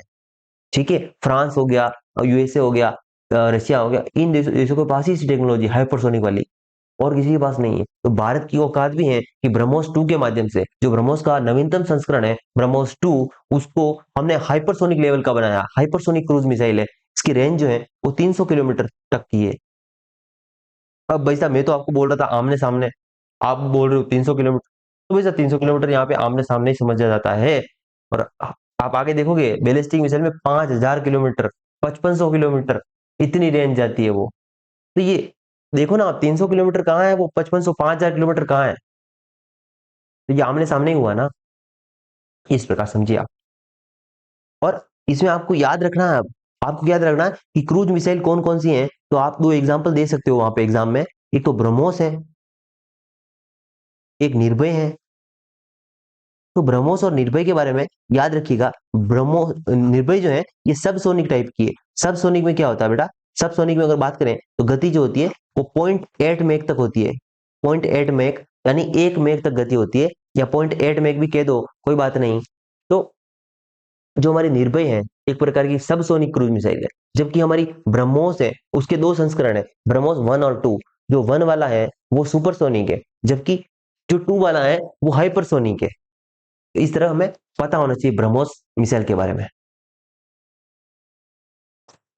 ठीक है, अब नेक्स्ट में बात करूं यहाँ पे कि बैलिस्टिक मिसाइल क्या होती है। ठीक है, अब जो बात होने वाली है हमारी बैलिस्टिक मिसाइल के बारे में होने वाली है। बैलिस्टिक मिसाइल के बारे में सबसे पहली बात करूं, तो बैलिस्टिक मिसाइल जो होती है, ये मिसाइल आरंभ में तो इसको हम कर सकते हैं गाइड, आरंभ में तो हम इसे गाइड कर सकते हैं, लेकिन बाद में नहीं कर सकते। ठीक है, ये प्रक्षेपण प्रक्षेपण के बाद नियंत्रण नहीं रहता इस पे, इनका पता लगाना आसान होता है। ये वायुमंडल की सीमा से परे गति करती है। ठीक है, इनमें रॉकेट इंजन का यूज होता है। इनका मुख्य उदाहरण है अग्नि। अब आपको यहाँ पे बहुत ही बढ़िया तरीके से समझाया जाएगा। ठीक है, तो समझिएगा। सबसे पहले हमें यहाँ पे आपको समझाना है क्रूज मिसाइल और फिर बैलिस्टिक मिसाइल, ताकि दोनों में अंतर आपको यहाँ पे समझाया जाएगा अच्छे तरीके से। मैं गायब हो जाता हूँ और आप देखिएगा।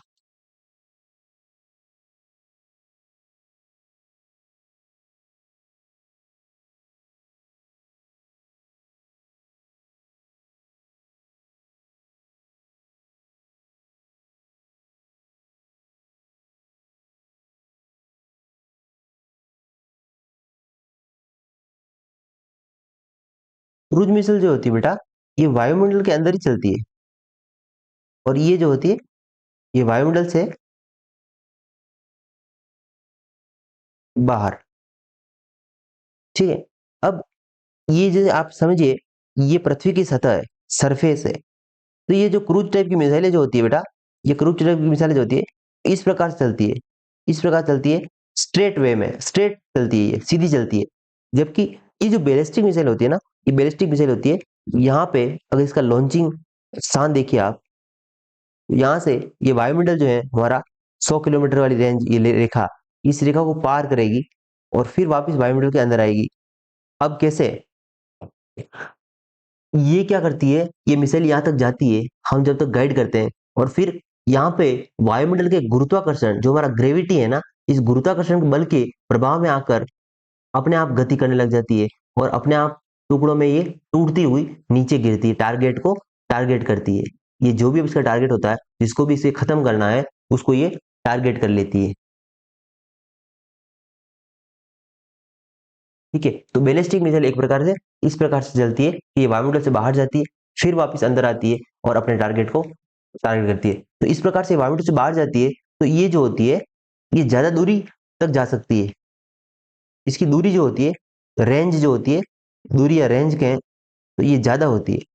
जबकि हमारी क्रूज की जो होती है, रेंज क्या होती है बेटा, रेंज जो होती है वो कम होती है। ये बातें हमें बेसिक समझ में आनी चाहिए और पता होनी चाहिए, एग्जाम में यही चीजें काम आएगी आपके।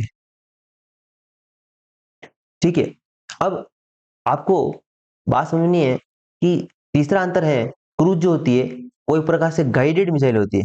क्या होती है, गाइडेड। जबकि ये क्या होती है, ये गाइड नहीं की जाती है। आरंभ में तो गाइडेड की जाती है, लेकिन बाद में गाइडेड नहीं की जाती है। ठीक है, इसमें होता है जेट इंजन और इसमें होता है रॉकेट इंजन।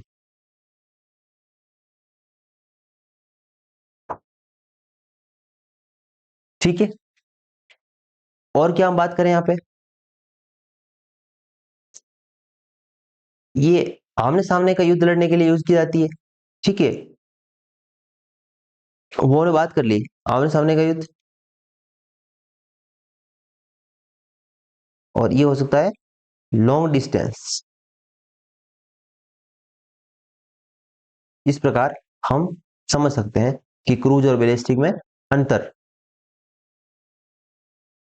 और जो हमारी, देखिए, क्रूज मिसाइल होती है, इसको पकड़ना आसान नहीं होता, इसको पकड़ना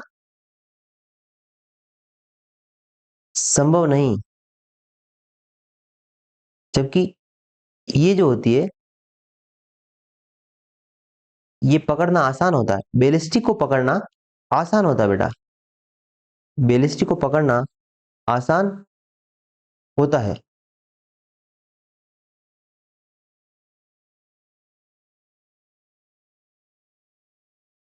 ठीक है, और इसके एग्जाम्पल के बारे में बात करूं, तो इसका एग्जाम्पल है अग्नि, बैलिस्टिक का है अग्नि, और हमारे इसका क्या है, हमने बात की ब्रह्मोस, क्रूज में हमने बात की ब्रह्मोस, और एक बात की निर्भय। अब मुझे बताओ, अब कोई डाउट है आपको ना, अब बताओ मुझे कि क्रूज क्या होती है, बैलिस्टिक क्या होती है। ठीक है, क्रूज जो होती है वो सीधे चलती है, क्रूज जो होती है वो सीधे चलती है, और आमने सामने के जब भी युद्ध होते हैं, इनकी रेंज जनरली आप देखोगे 250, 300, 500। ठीक है, इस प्रकार से आप देखने को मिलेगी आपको। ठीक है, लेकिन इसमें भी हमने डेवलपमेंट कर दिया। ठीक है, हमने इसकी स्पीड स्पीड पे काम किया। जब आपकी रेंज कम होती है, परास, मैंने आपको सबसे पहले जब मैं आया था, शुरुआत की थी मैंने क्लास की, मैंने आपको बताया था गति और परास में अंतर क्या है। तो गति जो होती है वो मेरी स्पीड है भागने की, जबकि परास का मतलब है मैं कहां तक जाना चाहता हूं, मेरा लक्ष्य कितनी दूरी है, वो मेरा परास है। तो भाई साहब, मेरा परास इतना है, तो ये परास वाली जो मिसाइलें होती है, जनरली परास वाली मिसाइलें जो होती है, उनको हम बैलिस्टिक मिसाइल के रूप में दिखाते हैं, परास के रूप में बैलिस्टिक मिसाइल को हम दिखाते हैं। जबकि जो क्रूज मिसाइल होती है उनकी तो वैसी दूरी कम होती है, परास तो कम ही होती है, तो हम उनको गति ज्यादा देते हैं, तो गति के आधार पर उनका वर्गीकरण करते हैं। बात समझ आई आपको, तो क्रूज मिसाइल को हम गति के आधार पर वर्गीकृत करते हैं, जबकि बैलिस्टिक मिसाइल को हम परास के आधार पर वर्गीकृत करते हैं। ऐसा क्यों है, ऐसा इसलिए क्योंकि आमने सामने का युद्ध हो रहा है, इनकी परास तो वैसे भी कम है, लेकिन गति गति के आधार पर इन पे काम किया जा सकता है। जबकि जो हमारी बैलिस्टिक मिसाइल होती है, बैलिस्टिक मिसाइल में क्या होता है, बैलिस्टिक मिसाइल में हम परास पे काम करते हैं, वहां पे परास, क्योंकि वो सामरिक प्रकार की मिसाइल होती है। ठीक है, जैसे हम बात करें, तो हमने एक अग्नि 5 करके मिसाइल बनाई, एक वो एक बैलिस्टिक मिसाइल है। ठीक है, तो अग्नि 5 का मेन पर्पस क्या पता है, वो एक प्रकार की अंतर महाद्वीपीय मिसाइल है, इंटर कॉन्टिनेंटल बैलिस्टिक मिसाइल है, यानी हमको चाइना को उड़ाना है ना, तो हमें अग्नि 5 छोड़नी पड़ेगी, क्योंकि उसकी रेंज जो है 5500 किलोमीटर है, तो वो चाइना को कवर करता है। अब वहां पे हम ब्रह्मोस तो नहीं भेज सकते ना, वहां हमें अग्नि ही भेजना पड़ेगा। तो वो परास के आधार पर वर्गीकृत है, और वो एक प्रकार की सामरिक मिसाइल है, जबकि ये रोज इन एरिया में काम आने वाली मिसाइलें हैं हमारे आर्मी के लिए, ठीक है। तो ये जो मिसाइलें हैं ब्रह्मोस, ये है क्रूज मिसाइल है। और यहाँ पे ये भी समझना कि जो क्रूज मिसाइलें होती है वो तो सीधे गति करती है, और जो बैलिस्टिक मिसाइल होती है वो वायुमंडल के बाहर जाके वापस अंदर आती है, और ये वायुमंडल से जैसे बाहर निकलेगी, ठीक है, फिर ये गुरुत्वाकर्षण जो बल होता है उसके प्रभाव में आकर गति करती है। तो ये परवलयाकार गति करती है, बैलिस्टिक मिसाइलें परवलयाकार गति करती है, ठीक है।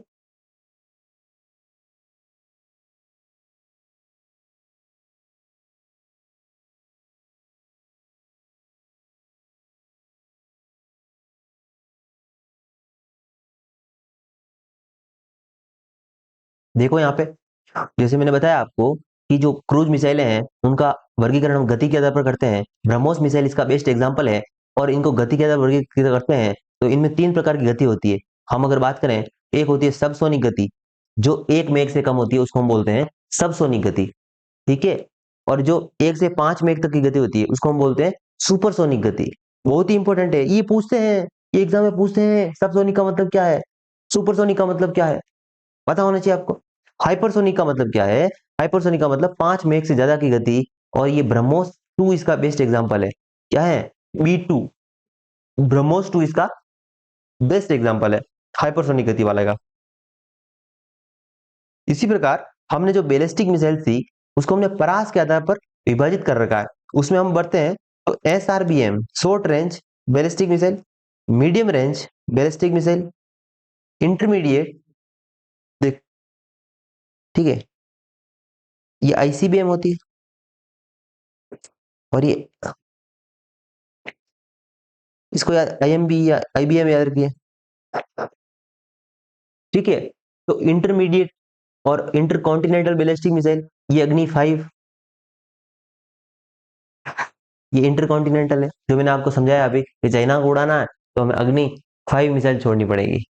तो परास के आधार पर वर्गीकरण होता है बैलिस्टिक्स का, बैलिस्टिक्स मिसाइल का। जबकि क्रूज मिसाइल जो होती है वो आमने सामने के वारफेयर के लिए होती है, और उनका जो वर्गीकरण किया जाता है वो गति के आधार पर किया जाता है। गति मुख्य रूप से 3 प्रकार की होती है, एक होती है सबसोनिक, एक होती है सुपरसोनिक, एक होती है हाइपरसोनिक। सबसोनिक में 1 मेघ से कम की गति होती है। मेघ का यहाँ अर्थ है ध्वनि से कितनी गुना फास्ट जाता है वो।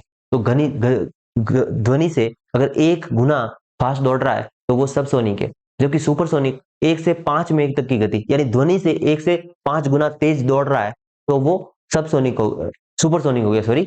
और फिर हाइपरसोनिक की बात करेंगे तो हाइपरसोनिक गति जो होती है 5 मेघ से ऊपर की गति हाइपरसोनिक है। और ऐसा हमने हाइपरसोनिक मिसाइल्स बनाया है, उसका नाम क्या है बेटा, उसका नाम है ब्रह्मोस 2। मोस्ट इंपोर्टेंट क्वेश्चन है ये, ब्रह्मोस 2 हाइपरसोनिक संस्करण है। अब बैलिस्टिक्स जो मिसाइल होती है, बैलिस्टिक्स मिसाइल जो होती है वो देखो वायुमंडल से बाहर जाती है, फिर टुकड़ों में टूटते टूटते गिरती है बाहर, टुकड़ों में टूट कर ये गिरती है और अपने टारगेट को ये टारगेट करती है, ठीक है। तो बैलिस्टिक मिसाइल एक पूर्व निर्धारित लक्ष्य पर आधारित होती है। अब मुझे बताओ, मैंने आपको बताया, सिंपल सी बात है यहाँ पे, अगर आप क्लास देख रहे हो ना, समझ रहे हो, बहुत ही गहनता से आप बैठे हुए हो, ठीक है, तो आपको चीजें समझ में आसानी से आती होगी, क्योंकि मैंने आपको सिंपल सा बताया कि आमने सामने का युद्ध है ना बेटा, वो क्रूज मिसाइल द्वारा लड़ा जाता है। और क्रूज मिसाइलें जो होती है निर्देशित की जाती है, गाइडेड होती है। तो गाइडेड होती है तो उसको हम अपने हिसाब से कंट्रोल कर सकते हैं, तो टारगेट चेंज कर सकते हैं ना। जबकि बैलिस्टिक मिसाइल में हम टारगेट चेंज नहीं कर सकते। तो ये लिखा हुआ है ना कि लक्ष्य जो होता है एक पूर्व निर्धारित लक्ष्य पर ही जाती है बैलिस्टिक्स। जबकि क्रूज मिसाइल जो होती है वो टारगेट चेंज करती है, बैलिस्टिक नहीं करती है। एक बार फिक्स करना होता है टारगेट, फिर उसको उस कोण पर छोड़ते हैं। गुरुत्वाकर्षण के प्रभाव में हम जमीन से ही शुरू में निर्देशित करते हैं, इसका मतलब ये है कि एक कोण पर छोड़ते हैं, उस कोण पे वो उस जगह जाके गिरेगा। बात सुनिए आपको, ठीक है।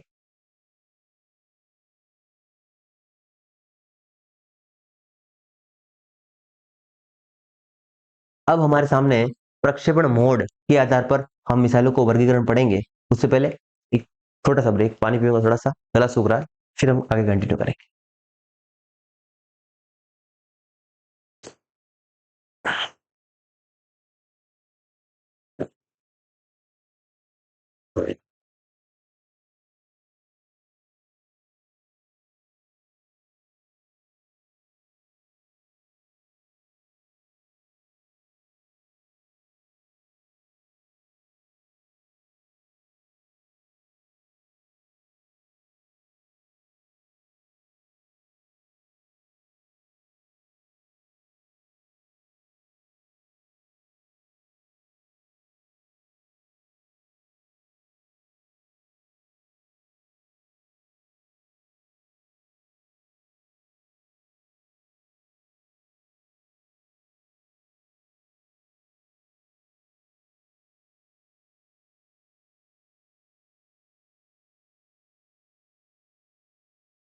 अब प्रक्षेपण मोड के आधार पर देख रहे हैं, ठीक है। तो अभी तक हमने क्या क्या बातें की, डिस्कशन हमारा क्या हुआ, उसके बारे में थोड़ी सी मैं एक वापिस रूपरेखा बनाऊं अगर, तो आपको और चीजें आसानी से समझ में आती होगी। सबसे पहले मैंने आपको आते ही बताया कि मिसाइल क्या होती है। तो मिसाइल एक वाहन होता है जो हथियार ले जाता है। फिर मैंने आपको बताया कि ईंधन, जो मिसाइल होती है वो एक वाहन है, तो वाहन के लिए ईंधन चाहिए। ईंधन के रूप में मैंने आपको ठोस ईंधन बताया। ठोस ईंधन के रूप में आपको क्या बताया मैंने, ठोस ईंधन के रूप में आपको क्या बताया था मैंने, शायद मैंने ठोस ईंधन के रूप में आपको अमोनिया बताया था। ठोस ईंधन के रूप में क्या बताया, यहाँ पे एल्यूमिनियम पाउडर बताया था। एल्यूमिनियम पाउडर याद रखिएगा। फिर तरल के बारे में बताया मैंने, तरल के बारे में हाइड्रोकार्बन है, ठीक है। रैमजेट, स्क्रैमजेट और क्रायोजेनिक, ये टेक्नोलॉजी हमने पढ़ी, ठीक है। ये चीज आपको समझ में भी आई। फिर हम आगे बढ़े, तो फिर हमने मिसाइल के बारे में पढ़ना शुरू किया। तो मिसाइल के बारे में हमने पढ़ना शुरू किया, तो मैंने आपको दो प्रकार की मिसाइलें अभी तक बताई पथ के आधार पर, क्रूज एवं बैलिस्टिक मिसाइल्स। क्रूज एवं बैलिस्टिक मिसाइल आपको समझ में आई, और साथ ही आपको क्रूज मिसाइल के बारे में ये भी बात समझ में आई कि क्रूज जो है वो ब्रह्मोस इसका बेस्ट एग्जाम्पल है। क्रूज का, क्रूज मिसाइल का ब्रह्मोस एक बेस्ट एग्जाम्पल है, और उसमें भी ब्रह्मोस 2 आप जरूर याद रखिएगा कि हाइपरसोनिक प्रकार का है ब्रह्मोस 2, ठीक है, मोस्ट इंपोर्टेंट। फिर आप बात करेंगे, तो आप बात करेंगे बैलिस्टिक्स की, तो बैलिस्टिक मिसाइल अग्नि, अग्नि इसका बेस्ट एग्जाम्पल। अग्नि की जितने भी टाइप्स हैं अभी तक वर्तमान में, अग्नि के 6 संस्करण लॉन्च कर चुके हैं हम। कितने, 5 के बाद में हमने अग्नि प्राइम लॉन्च कर दिया अभी लेटेस्ट में। तो लॉन्च का मतलब हमने बना लिया उसको, तो अग्नि प्राइम बन चुका है।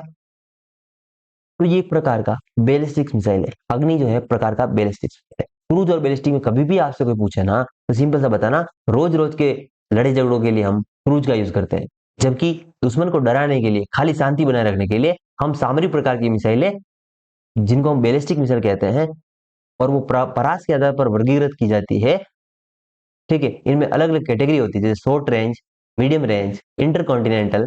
तो अग्नि जो 5 प्रकार की मिसाइल होगी आप पढ़ेंगे, तो वो एक प्रकार की इंटरकॉन्टिनेंटल बैलिस्टिक मिसाइल है, जो चाइना जैसे देशों को धमकाने के लिए, उड़ाने के लिए हम बना रखे हैं पहले से, ठीक है। अब हम बात कर रहे हैं यहाँ पे कि जो प्रक्षेपण मोड होता है उसके आधार पर मिसाइल के प्रकार, ठीक है। उसमें हम surface to surface, surface to air, air to air, air to surface, और water to water, water to surface, यानी मिसाइल को कहीं से भी छोड़ो, पानी से भी छोड़ सकते हो, ठीक है, पानी से भी छोड़ सकते हो, जमीन से भी छोड़ सकते हो, ठीक है, हवा से भी छोड़ सकते हो।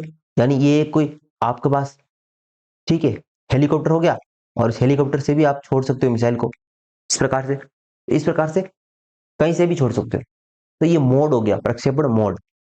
अब हम बात करेंगे यहाँ पे प्रक्षेपण मोड में, हम सरफेस टू सरफेस मिसाइल की जब भी बात करेंगे, एस टू एस, ऐसे याद रखिएगा इसको, S to S, surface to surface के बारे में मैं आपको दो पढ़ा चुका हूँ। पृथ्वी और अग्नि के बारे में मैंने आपको बताया था। तो देखो यहाँ पे पृथ्वी और अग्नि, जितनी भी सीरीज हो, आपको सीरीज याद नहीं रखनी है अभी, बेसिक्स, मेरी बात सुनिए, अभी आपको सीरीज नहीं याद रखनी है, एक क्या है, दो क्या है, तीन क्या है, इतना याद नहीं रखना है। आपको सिंपल से याद रखना है, जो अग्नि है और पृथ्वी है वो सरफेस टू सरफेस मिसाइल है, सरफेस टू सरफेस मिसाइल है। अब आपको यहाँ पे याद क्या रखना है बेटा, वो मैं आपको बताता हूँ, वो याद रखना, बाकी कुछ याद मत रखना। वो याद ये रखना है कि जो अग्नि 5 है, अग्नि 5 जो है वो एक प्रकार के इंटरकॉन्टिनेंटल बैलिस्टिक मिसाइल है। इसकी रेंज भी याद रखिएगा, इसकी रेंज जो है 5000 से 8,000 किलोमीटर तक की इसकी रेंज है, यानी इसकी परास जो है, ये इसकी जो परास है वो कितनी है, 5,000 से 8,000 किलोमीटर तक की है। और ये एक प्रकार की इंटरकॉन्टिनेंटल, यानी भारत एक महाद्वीप है और एक अन्य कोई महाद्वीप है। ठीक है, तो इस प्रकार से हम एक महाद्वीप से दूसरे महाद्वीप तक पहुंच सकते हैं इन मिसाइल के बारे में, इन मिसाइल के माध्यम से। तो अग्नि 5 जो है उसके माध्यम से हम रशिया तक पहुंच सकते हैं, रशिया को ठोक सकते हैं, चाइना को ठोक सकते हैं। समझ जाइए आप, इसका मुख्य उद्देश्य क्या है, एक प्रकार की सामरिक मिसाइल है। सामरिक का मतलब होता है सिर्फ शांति बनाए रखने के लिए होता है, ठीक है, सिर्फ डराए रखने के लिए बस। तो इसमें मुख्य रूप से दो बेस्ट एग्जांपल है, एक तो अग्नि और एक पृथ्वी, और एक धनुष के बारे में और शौर्य के बारे में याद रखिएगा। जो धनुष है और शौर्य है और प्रहार, ये भी याद रखिएगा, धनुष, शौर्य और प्रहार। मैं कह रहा हूं ये याद मत रखिएगा, ये मत याद रखिएगा, लेकिन ये तो जरूर याद रखिएगा कि अग्नि 5 जो है वो एक प्रकार की इंटरकॉन्टिनेंटल बैलिस्टिक मिसाइल है। ठीक है, याद रहेगा ना, इतना तो याद रहेगा ना।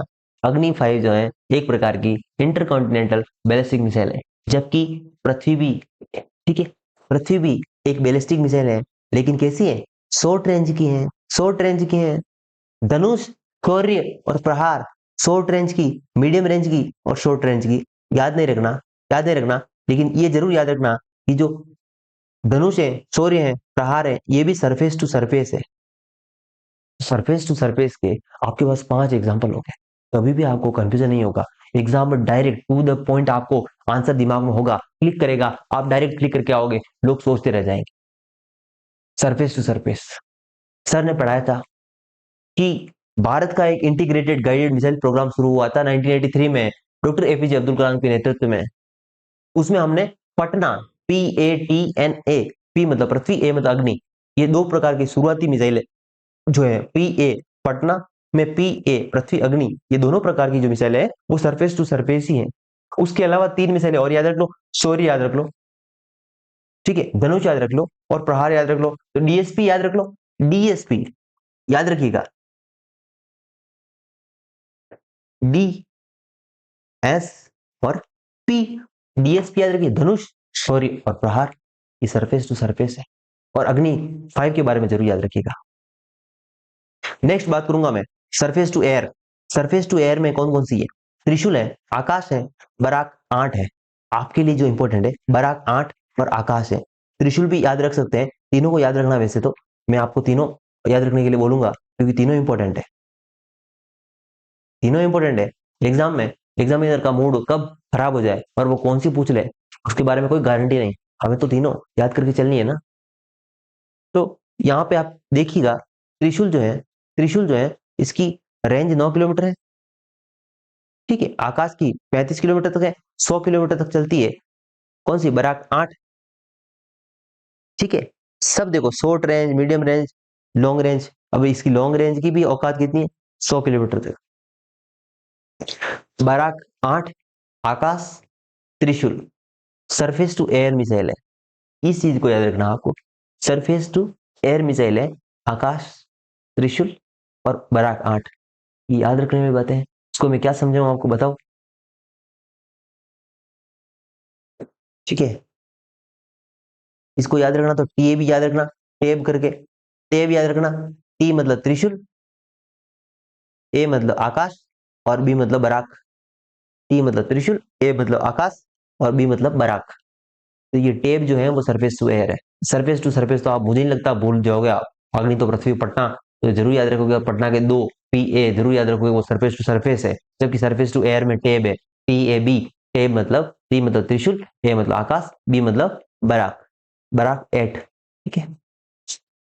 इस प्रकार से अब हम बात करें तो एयर टू एयर मिसाइल, यानी A to A में माइका है, माइका याद रखिएगा, अस्त्रा है, ये इंपॉर्टेंट है। माइका याद नहीं रखे, माइका याद नहीं रहे ना, कोई बात नहीं, बाढ़ में जाओ।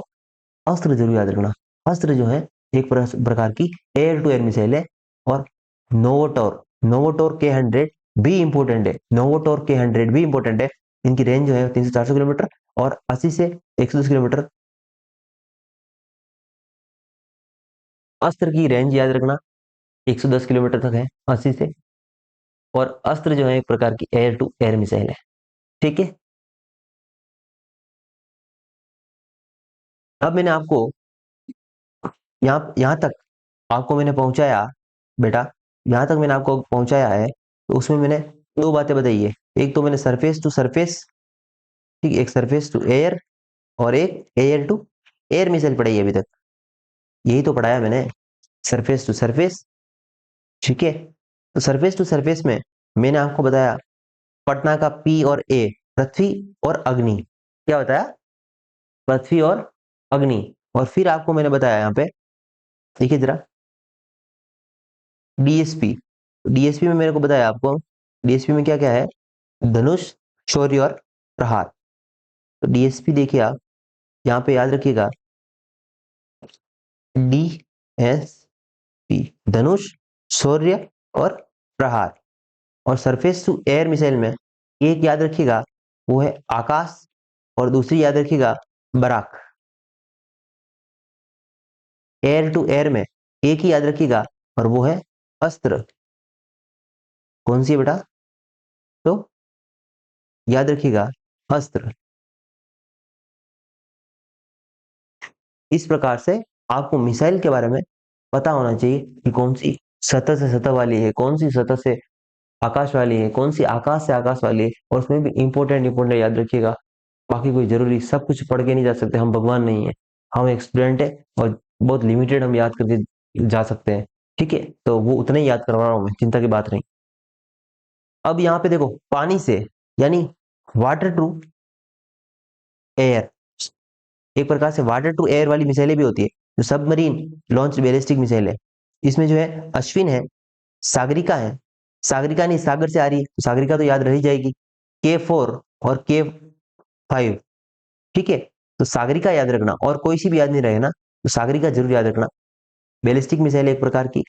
ठीक है, और जब भी आपको बैलिस्टिक का पता लगाना हो ना, तो परास देख लेना, परास ज्यादा होगी इसकी, 1900 किलोमीटर तक है, देखो दिख रहा है ना। एक तरीका है, लेकिन ये तरीका हर जगह काम नहीं करेगा, लेकिन ज्यादातर जगह कर जाएगा। ठीक है, वो बड़ी बात है। तो सागरिका को याद रखेंगे, बैलिस्टिक मिसाइल है। ठीक है, और सबमरीन लॉन्च बैलिस्टिक मिसाइल है, वो बड़ी बात है, यानी पानी से छोड़ा जा रहा है इसको। कहां से? पानी से आ रही है भाई साहब, तो ये वाटर टू क्या हो गया, एयर हो गया, एक प्रकार की वाटर टू एयर वाली मोड वाली मिसाइल हो गई। अब ये मोस्ट इंपोर्टेंट लगा लीजिएगा बेटा, मोस्ट इंपोर्टेंट, देश की पहली बैलिस्टिक मिसाइल है जो परमाणु पनडुब्बी आईएनएस अरिहंत। देखो, ये परमाणु पनडुब्बी वाली मिसाइल है, ये इंपॉर्टेंट है।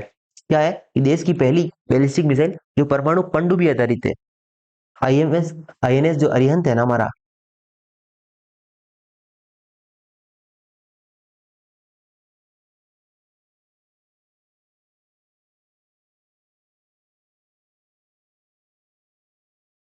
यानी ये आईएनएस अरिहंत जो है एक प्रकार का परमाणु पनडुब्बी है, यानी परमाणु ऊर्जा से संचालित होने वाला पनडुब्बी है। अब इस परमाणु पनडुब्बी से हम एक मिसाइल को लॉन्च कर सकते हैं, यानी मिसाइल लॉन्चिंग सिस्टम इस पे हमने सेट कर रखा आईएनएस अरिहंत पे। उसका नाम क्या है वो आपसे पूछ सकता है, तो आईएनएस अरिहंत पर हमने एक बैलिस्टिक मिसाइल लगा रखा है, तो वो बस यही है, परमाणु पनडुब्बी आईएनएस अरिहंत पर हमने बैलिस्टिक मिसाइल लगा रखा है, यही इंपॉर्टेंट है यहाँ पे। ठीक है, तो ये देश का पहला है, मतलब देश की एकमात्र जो परमाणु पनडुब्बी है ना, उसका नाम क्या है आपसे पूछ ले, तो आईएनएस अरिहंत। आईएनएस अरिहंत पर हमने एक मिसाइल सेट कर रखी है, बस इतना पता होना चाहिए।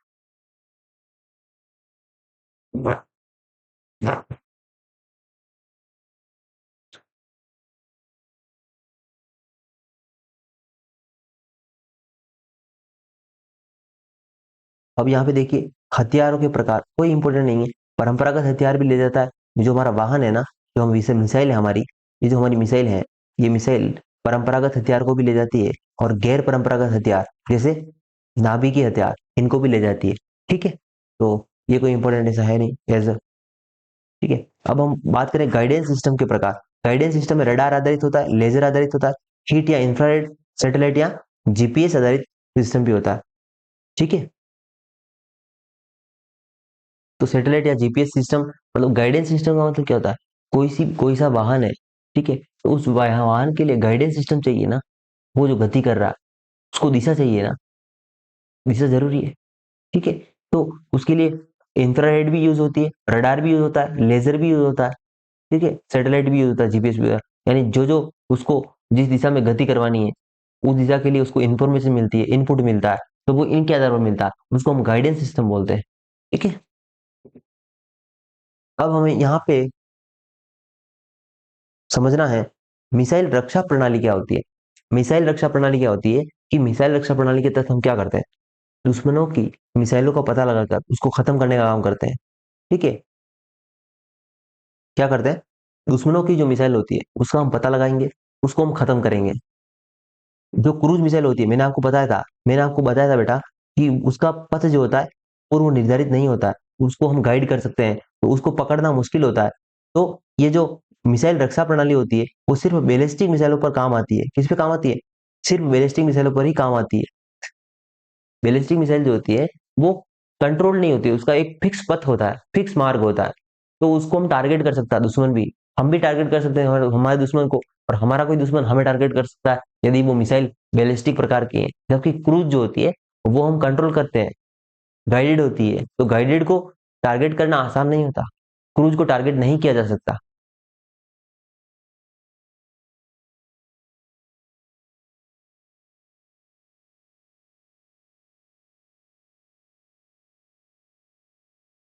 यहाँ पे देखिए, जो हमारी बैलिस्टिक मिसाइल रक्षा प्रणाली है उसमें हमने सबसे पहले 2006 में पृथ्वी एयर डिफेंस सिस्टम विकसित किया था। कौन सा, पृथ्वी एयर डिफेंस। और 2007 में हमने एडवांस एयर डिफेंस सिस्टम विकसित किया था। और ये पृथ्वी एयर डिफेंस जो हमने टेस्ट किया, सफल परीक्षण हुआ हमारा, तो इसके साथ ही हम देखो संयुक्त राज्य अमेरिका, रसिया, इजराइल के बाद एंटी बैलिस्टिक मिसाइल में हम चौथे देश बन गए। यानी अब बात समझिए यहाँ पे कि भाई साहब बैलिस्टिक मिसाइल क्या होती है, बैलिस्टिक मिसाइल हमने समझ ली थी, बैलिस्टिक मिसाइल क्या होती है हमने समझी थी ना।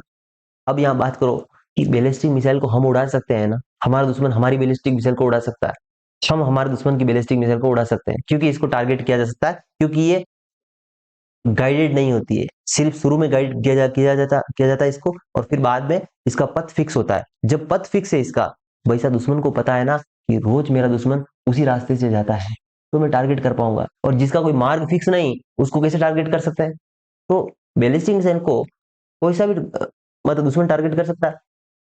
तो हमने भी हमारा एक डिफेंस सिस्टम बनाया कि भाई साहब हम पे कोई हमला करेगा, कोई बैलिस्टिक मिसाइल हमारे देश पर, तो हम भी उसको जवाब देंगे। तो हमारे पास एक डिफेंस सिस्टम होना चाहिए ना। तो पृथ्वी एयर डिफेंस सिस्टम 2006 में हमने विकसित किया, और इसका मेन पर्पज क्या होता है कि भाई साहब जो वायुमंडल है, हमने 100 किलोमीटर की रेखा देखी थी, कैरेमन लाइन, उससे बाहर जो वायुमंडल के बाहर का क्षेत्र है, उस उस क्षेत्र में अगर कोई बैलिस्टिक मिसाइल भारत पर अटैक करने वाला आ रहा है ना, तो ये पृथ्वी एयर डिफेंस सिस्टम उसका पता लगा लेगा और उसको नष्ट कर देगा, बाहरी, वायुमंडल के बाहरी।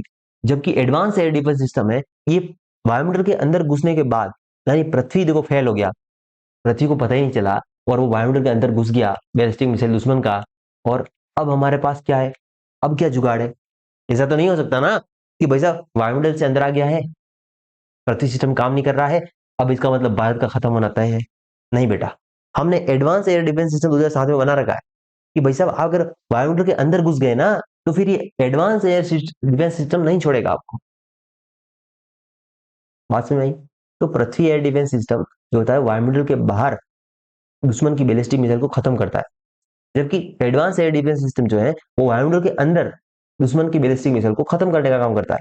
ऐसा करने वाला भारत चौथा देश बन गया। इस टेक्नोलॉजी को विकसित करने में संयुक्त राज्य अमेरिका, रसिया, इसराइल के बाद चौथा देश बना है भारत।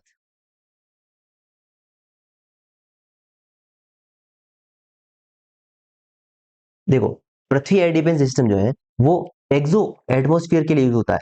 पृथ्वी एयर डिफेंस सिस्टम जो है ना बेटा, पृथ्वी एयर डिफेंस सिस्टम जो है वो बाहरी वायुमंडल के लिए यूज होता है। जबकि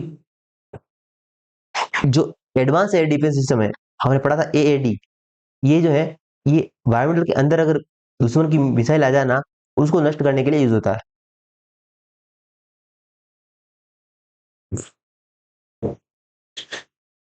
आपने पिछले वर्ष, ठीक है, 2021 में भी आपने चर्चा में सुना होगा S-400।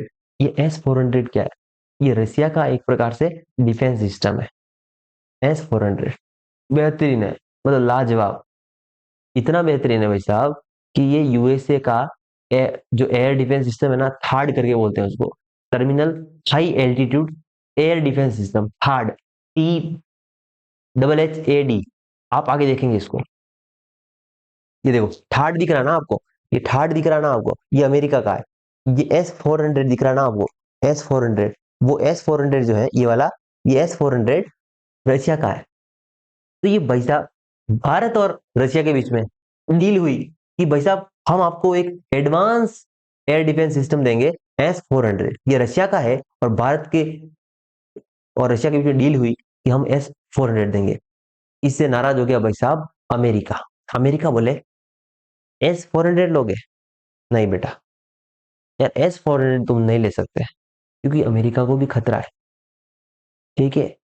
S-400 भारत ले रहा है, क्योंकि इसका धंधा चौपट हो जाएगा ना, इसका धंधा चौपट हो जाएगा ना भाई साहब। इतनी बड़ी डील इसको नहीं मिली और उससे ले ली। और भी अदर बहुत सारे रीजंस हैं इसमें, ठीक है। सामरिक एक रक्षा वाला भी होता है, डर का भाव भी रहता है कि भारत का मूड भी कब खराब हो जाए।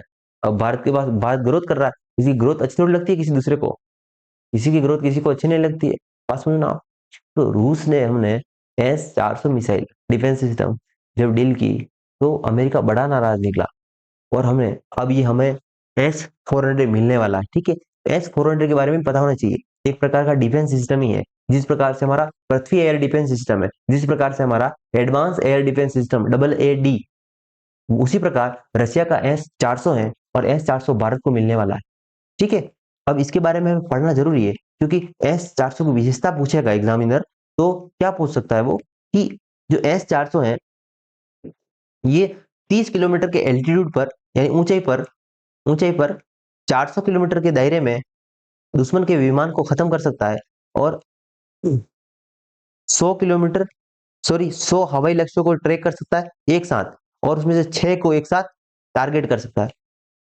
यानी देखो, बात सुनो मेरी, देखो 30 किलोमीटर का एल्टीट्यूड यानी हाइट जो है वो 30 किलोमीटर की, और 400 किलोमीटर का दायरा, उतना ये कवर कर सकता है।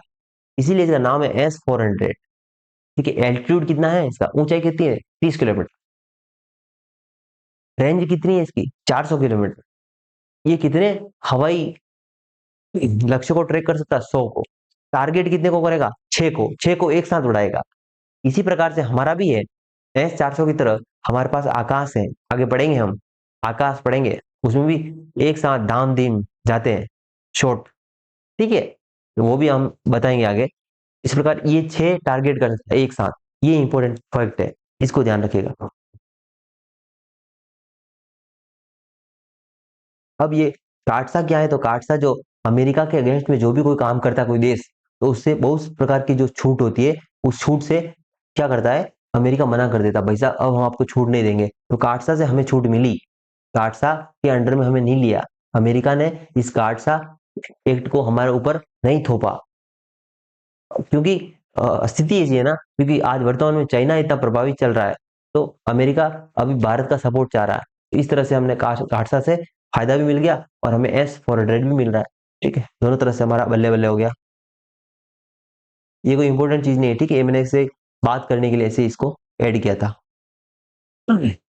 इंटरसेप्टर AD-1 क्या है, इंटरसेप्टर AD-1 भी एक डिफेंस सिस्टम है, एक प्रकार का डिफेंस सिस्टम है, ठीक है। ये एक हम अभी ballistic missile defence system BMD करके एक प्रोजेक्ट चला रहे हैं, ठीक है।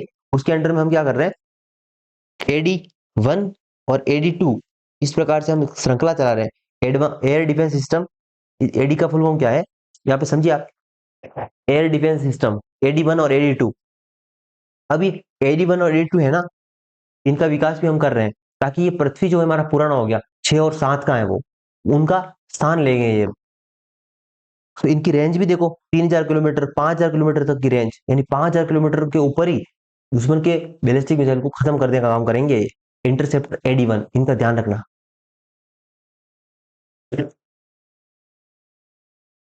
यहाँ पे कुछ दिख रहा है आपको? यहाँ पे कुछ दिख रहा है ना? बहुत ही लाइट दिखता होगा, दिखता नहीं होगा क्योंकि मुझे भी नहीं दिख रहा है प्रॉपर, लेकिन मुझे तो आपको सिर्फ ये समझाना है कि देखो आकाश जो है ये भारत का एयर डिफेंस सिस्टम है, आकाश, ठीक है। उसी प्रकार से इसराइल का है, स्पाइडर करके एक है, ठीक है। जैसे देख सकते हैं S-400 है, जैसे S-400 हमने अभी देखा।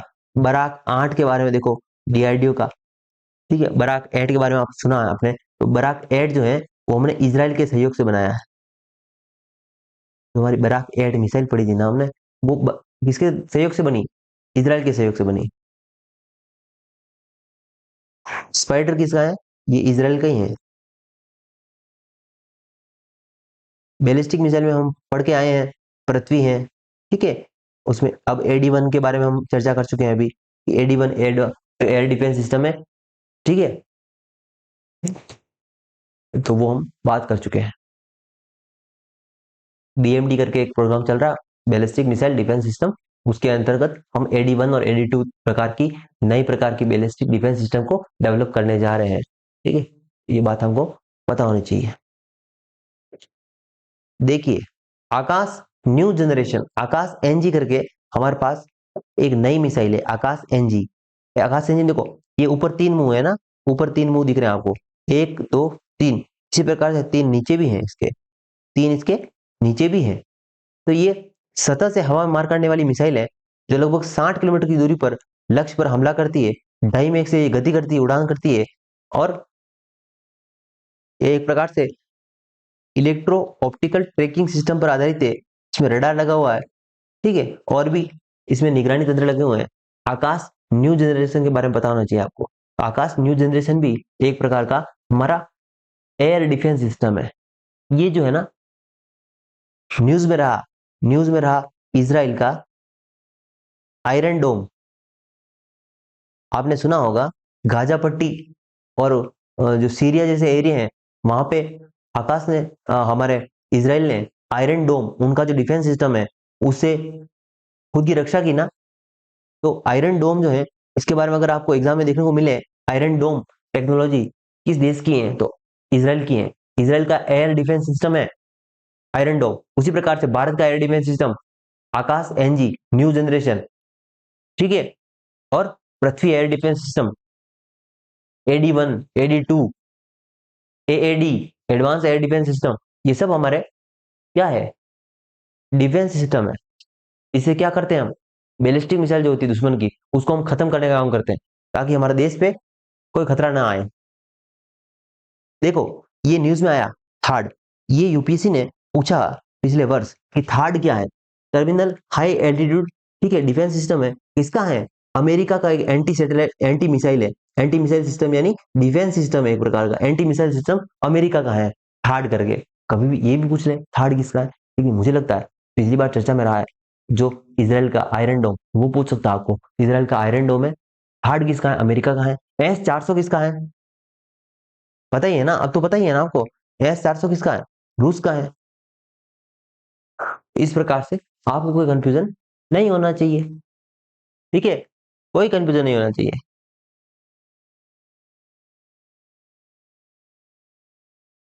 यहाँ पे कुछ दिख रहा है आपको? यहाँ पे कुछ दिख रहा है? ये भी एक प्रकार का एयर डिफेंस सिस्टम है, जिसका नाम है वेरी शॉर्ट रेंज। देखो, very short range air defence system. तो इसका नाम फुल फॉर्म क्या दे रखी है? वी शॉर्ट या very short range air defence system. ये एक प्रकार का man portable air defence system है, यानी इसको मैं कंधे पे उठा के ले जा सकता हूँ, मैन पोर्टेबल है ये, ठीक है। इसमें जो इंजन है वो एक प्रकार का, ठीक है, रॉकेट मोटर लगा हुआ है इसमें। सॉलिड यानी ठोस ईंधन के, प्रॉपर ये ठोस ईंधन पर चल रहा है, ठीक है, केवल ठोस ईंधन पर चल रहा है। ये इतना कोई इंपॉर्टेंट है नहीं, देखो मैं ऐसे ही मतलब बताने के लिए कंटेंट है तो बता दे रहा हूँ, लेकिन कोई इंपॉर्टेंट नहीं है, आपको तो याद रखना। तो अगर आप वेरी शॉर्ट रेंज एंड जहाँ पे भी आपको एयर डिफेंस मिल रहा है, AD मिल रहा है, आपको वी शॉर्ट दे दे शॉर्ट में, ये भी एक प्रकार का भारत का डिफेंस सिस्टम ही है। अब हम पढ़ेंगे एंटी टैंक गाइडेड मिसाइल। बेटा, एंटी टैंक गाइडेड मिसाइल क्या होती है, ये बात इंपॉर्टेंट है ना, अब आपको समझ में आती होगी ना इंपॉर्टेंट बात, एंटी टैंक गाइडेड मिसाइल क्या है। तो एंटी टैंक गाइडेड मिसाइल क्या होती है कि एक प्रकार से जो आर्मी है हमारी, ठीक है, उसके सामने सबसे बड़ी दुविधा होती है, टैंक होते हैं, उन टैंक को उड़ाना है। एंटी टैंक के रूप में हमारे पास सिस्टम होना चाहिए। तो हम क्या करते हैं, दुश्मन के टैंक को उड़ाने के लिए हमारे पास गाइडेड सिस्टम है, एंटी टैंक गाइडेड सिस्टम, उसी का नाम है। उसमें हमने नाग जैसी मिसाइलें बना रखी है जो दुश्मन के टैंक को नष्ट कर देती है। टैंक क्या होता है, बड़ी बड़ी तोपे लगी होती है ऐसी सामने उसके, वो टैंक होते हैं और सामने आते रहते हैं। अब उनको उड़ाना है प्रॉपर, तो हमने हमारे टैंक पे नाग लगा रखी है, वो नाग जाएगी उसके टैंक को ही उड़ा देगी। तो वो है एंटी टैंक गाइडेड मिसाइल। एक प्रकार से गेम चल रहा है प्रॉपर। पबजी गेम खेले हो ना तुम, पबजी गेम की तरह ही है। अगर पबजी गेम को हम अगर व्यवहारिक दुनिया में समझना चाहें, एक बार कभी पबजी गेम खेल के देखना और फिर उसमें एज्यूम करना इस प्रकार की चीजें कि यार ये मिसाइल है, सामने वाला दुश्मन है मेरा, उड़ाना है इसको, पूरे गुस्से से आप उसको उड़ाओगे। देखो, एंटी टैंक जो गाइडेड मिसाइल है उसका मुख्य उद्देश्य क्या है कि बख्तरबंद जो सैन्य वाहन होते हैं दुश्मन के, ठीक है, उसको हम उड़ाते हैं, नष्ट करते हैं। एंटी टैंक गाइडेड मिसाइल में हम मुख्य रूप से, यहाँ पे बेटा हम मुख्य रूप से हम पढ़ेंगे तो वो एक तो अमोग के बारे में आपने सुना होगा, अमोगा, अमोगा, नाग और हेलिना। नाग का वायुसेना संस्करण है हेलिना, यानी नाग जो है एक प्रकार से टैंक पे लगा हुआ है, जबकि एक हेलीकॉप्टर पे लगा हुआ वायुसेना को हमने दे रखा है हेलिना। तो हेलिना जो है वो नाग का ही संस्करण है, नाग का ही संस्करण है जिसको हमने वायुसेना को दे रखा है। तो वायुसेना ने नाग का नाम परिवर्तित करके हेलिना कर दिया। और नाग जो है वो हमारी आर्मी के पास, थल सेना के पास। सब एंटी टैंक गाइडेड मिसाइल है। इनकी रेंज याद नहीं रखनी है आपको बेटा, इसकी रेंज आपको याद नहीं रखनी है, मैंने यहाँ पे दे रखी है लेकिन आपको याद नहीं रखनी है। आपको सिर्फ याद रखना है कि अमोक जो है, नाग जो है, हेलिना जो है, एक प्रकार की एंटी टैंक गाइडेड मिसाइल है। नाग जो है थल सेना के लिए है, हेलिना जो है वायुसेना के लिए है। नाग का ही परिवर्तित रूप हेलिना है जिसको हमने वायुसेना को सौंप रखा है। अमोक जो है, अमोक भी एक प्रकार की एंटी टैंक गाइडेड मिसाइल है। तीन मिसाइलों को नाम ही याद रखना है एंटी टैंक में,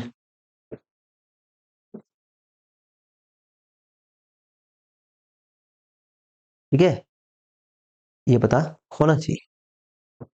देखो, स्पाइक, स्पाइक जो है एक प्रकार की एंटी टैंक गाइडेड मिसाइल है, इसराइल की है। इसराइल ने हमें पिक में दे रखी है। बिग में क्यों, कि लद्दाख में हमें चीन परेशान करता है, तो वहां पे स्पाइक मिसाइल का यूज करते हैं।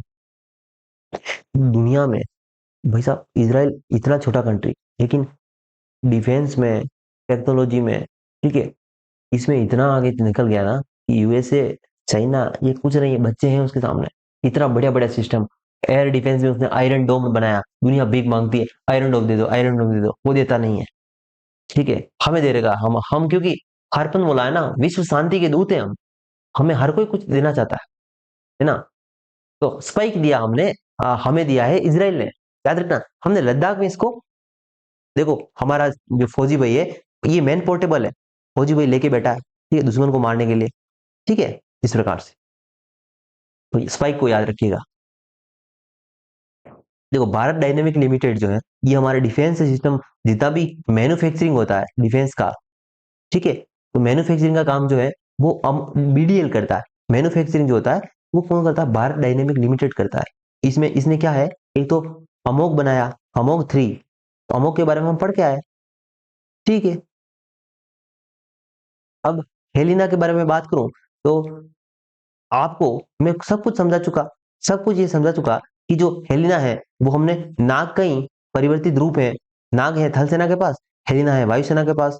तो इसकी जो सीमा है, अधिकतम सीमा 7 किलोमीटर तक है, ठीक है। एक ये जो है एएलएच, एडवांस लाइट हेलीकॉप्टर करके है, इसका नाम है एडवांस लाइट हेलीकॉप्टर। इस पर हमने इसको तैनात कर रखा है, ठीक है। और ये सभी मौसम में काम करने में सक्षम है, सभी मौसम में काम करने में सक्षम है। नाग का वायुसेना संस्करण है, इसका अन्य नाम, हेलिना का अन्य नाम ध्रुवास्त्र भी है। मोस्ट इंपोर्टेंट है, इसको क्या लगाइए आप, मोस्ट इंपोर्टेंट। नाग के बारे में बात कर लूं, नाग जो है फायर एंड फॉरगेट, यानी दागो और भूल जाओ। यानी एक बार आपने टारगेट लगा दिया तो फिर ये उसको टारगेट को ढूंढ करके मारेगा। ये गाइडेड होता है, एक प्रकार से गाइडेड होता है, और ये गाइडेड होता है और एक प्रकार से ये उस दुश्मन को ढूंढ के मारता है। ठीक है, दुश्मन टैंकों को हमला करता है ये। तो नाग जो है किसके लिए है हमारे पास, किसके पास है ये, थल सेना के पास। संत है, संत जो है एक प्रकार का एंटी टैंक गाइडेड मिसाइल ही है, जो MI-35 हेलीकॉप्टर पर उन्होंने तैनात कर रखा है, वायुसेना के पास है हमारा संत, stand of anti tank guided missile.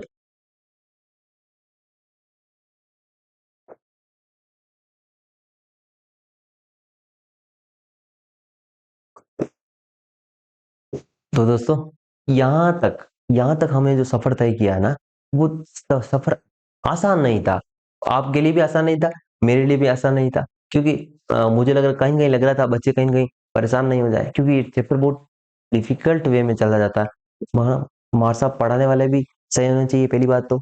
ठीक है, मैंने भी कोशिश तो की है कि कितना आपको समझ में आता है, ये आप कमेंट बॉक्स में जरूर बताइएगा, ताकि मुझे पता चलेगा, तो अगली बार मुझे भी इंप्रूवमेंट करना पड़ेगा इसमें, ताकि और ईज वे में मैं आपको समझा पाऊँ। अब हम जो यहाँ पे बात करेंगे, हमने सब कुछ समझ लिया, अब आपको कोई चिंता की बात नहीं। चिंता की बात इसलिए नहीं बेटा, क्योंकि जो हमने मिसाइल के बारे में जितना कुछ समझना था, टेक्नोलॉजी समझी, उसका फ्यूल सिस्टम समझा, और कौन कौन सी मिसाइल है, किस प्रकार की मिसाइल है, क्रूज बैलिस्टिक क्या होती है, ठीक है, कौन सा सरफेस टू एयर जा रहा है, ठीक है, वो सब समझा। लेकिन अब हमें डिटेलिंग पढ़नी है। जो इंपॉर्टेंट मिसाइल है, जो हमारी फ्लैगशिप मिसाइल्स है, जैसे पृथ्वी हो गई, अग्नि हो गई, ठीक है, इस प्रकार की मिसाइलों के बारे में हमें समझना पड़ेगा ना। इस प्रकार की मिसाइलों के बारे में समझना है, तो हम शुरू करते हैं, जिसमें हम सब इंपॉर्टेंट मिसाइलों के बारे में देखेंगे। तो सबसे पहले हम बात करेंगे यहाँ पे पृथ्वी मिसाइल के बारे में। ठीक है, आपको दिख रही है पृथ्वी मिसाइल के बारे में हम बात करेंगे। उससे पहले थोड़ा सा पानी पीऊंगा, फिर हम यहाँ से चर्चा शुरू करेंगे। अभी लगभग 45 स्लाइड्स अभी तक मेरे हिसाब से हुई है। हाँ, 45 हुई है, तो ये पहुंचेगी आपके लिए बेटा, ये पहुंचेगी समथिंग 86 तक। ठीक है, तो आराम से हो जाएगी।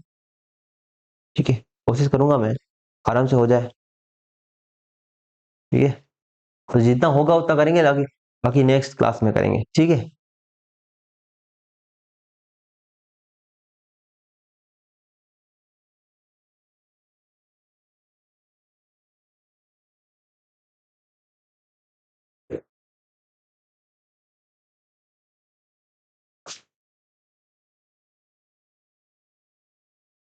हाँ, फटाफट करेंगे। ठीक है, तो पृथ्वी मिसाइल के बारे में हम कुछ बात नहीं करनी, सिंपल सी बात करनी है कि ये मिसाइल जो है DRDO द्वारा विकसित है, सब कुछ DRDO बना रहा है। ठीक है, और जब हम IGMDP प्रोग्राम दे के आए थे 1983 का, ये उसके अंतर्गत ही ना, उस प्रोग्राम का भाग है ना पृथ्वी मिसाइल जो है।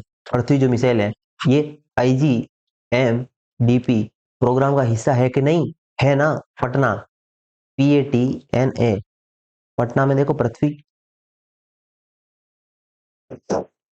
तो सतह से सतह मार करने वाली एक मिसाइल है ये। कैसी है, सरफेस टू सरफेस है। अग्नि भी सरफेस टू सरफेस है, ऐसे याद रखना आप। एक प्रकार की बैलिस्टिक मिसाइल है, तो पृथ्वी एक प्रकार की कैसी है, बैलिस्टिक मिसाइल है, एक प्रकार की बैलिस्टिक मिसाइल है। यानी इसका यूज भी हम लॉन्ग डिस्टेंस के लिए करते होंगे। अब आपको सारी बातें क्लियर है बेटा। जब बैलिस्टिक की बात करूंगा तो आपको परास याद आना चाहिए, गति नहीं, परास। दूरी याद आनी चाहिए, दूर। गति कैसी, परवलयाकार, वायुमंडल से बाहर की ओर जाएगा फिर अंदर आएगा, ऐसी गति होगी इसमें। इसको देखो बेटा, 1988 में हमने विकसित करना शुरू किया और पृथ्वी 1 बनाया। फिर इसका नया संस्करण 1996 में बनाया, पृथ्वी 2। फिर हमने 2004 में पृथ्वी 3 बनाया। ठीक है, जो हमारा पृथ्वी 1 था और पृथ्वी 2 था, ये बहुत ही इंपॉर्टेंट है, क्योंकि ये फ्लैगशिप है। अब हम जो बात करने जा रहे हैं ना बेटा, इसमें तो आपको हर एक चीज, छोटी से छोटी चीज जो मैंने आपको यहाँ लिख रखी है, वो सारी याद करनी, पता होनी चाहिए। ठीक है, तो पृथ्वी 1 और 2 जो है एक एकल चरण वाला, यानी एक सिर्फ एक चरण ही है इसमें, और ये पूरा जो है वो ठोस है। तो जो पृथ्वी 1 है, P1 और P2, ये पूरा ठोस फ्यूल सिस्टम पर आधारित है। कैसा? ठोस फ्यूल सिस्टम। जबकि जो पृथ्वी 3 है, इसमें क्या हो गया, 2 चरण आगे, यानी 2 चरण आगे और दोनों कैसे हैं, ठोस है। ठीक है।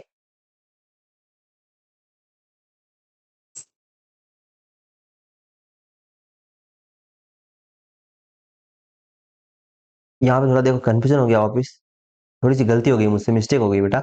यहाँ पे थोड़ा देख लीजिएगा एक बार।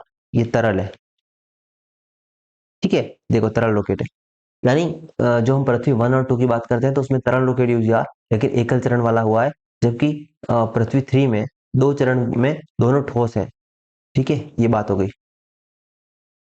अब इनकी परिचालन सीमा की बात करूँ, 150 किलोमीटर होती है पृथ्वी 1 की मैक्सिमम परास, 250 से 300-350 किलोमीटर होती है पृथ्वी 2 की, और 750 किलोमीटर तक है पृथ्वी 3 की। अब यहाँ पे आपको बैलिस्टिक मिसाइल और क्रूज मिसाइल के बारे में नहीं पता है, और आप परास को देखकर अनुमान लगाते हो, आपको लगेगा क्रूज है यार, लेकिन ये बैलिस्टिक है। भले ही इसकी रेंज कम है, लेकिन इसको बैलिस्टिक की फॉर्म में डेवलप कर रखा है। ठीक है, तो इनकी रेंज पता होनी चाहिए, 150, 350, 750।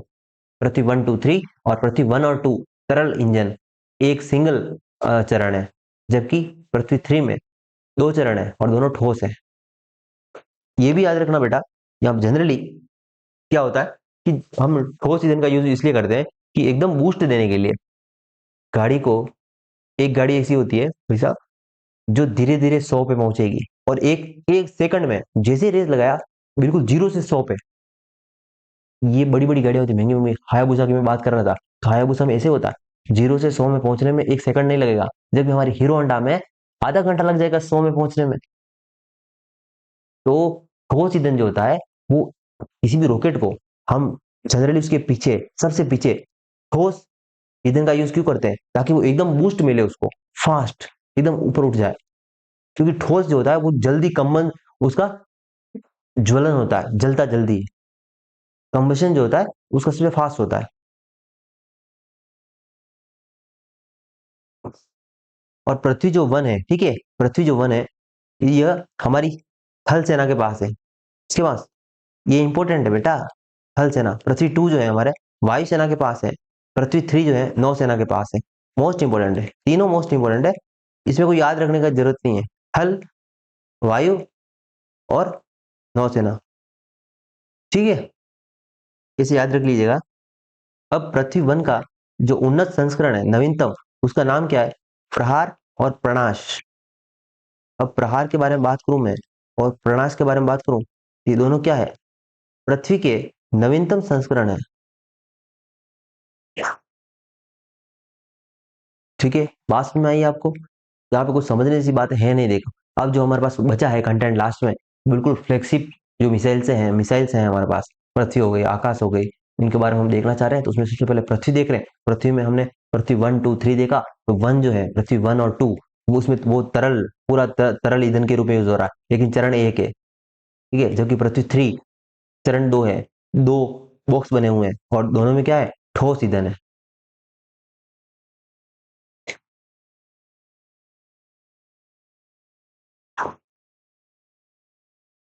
पृथ्वी का नौसेना संस्करण कौन सा है बेटा, पृथ्वी का नौसेना संस्करण, तो धनुष।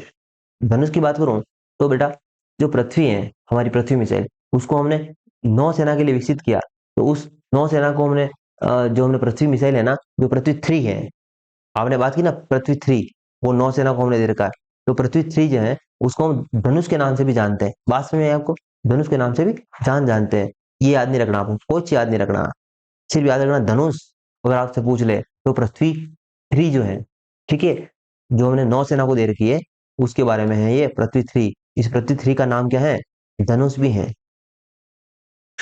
ये याद रखना आपको। ठीक है, पृथ्वी 3 जो है, वो धनुष के नाम से भी जानी जाती है।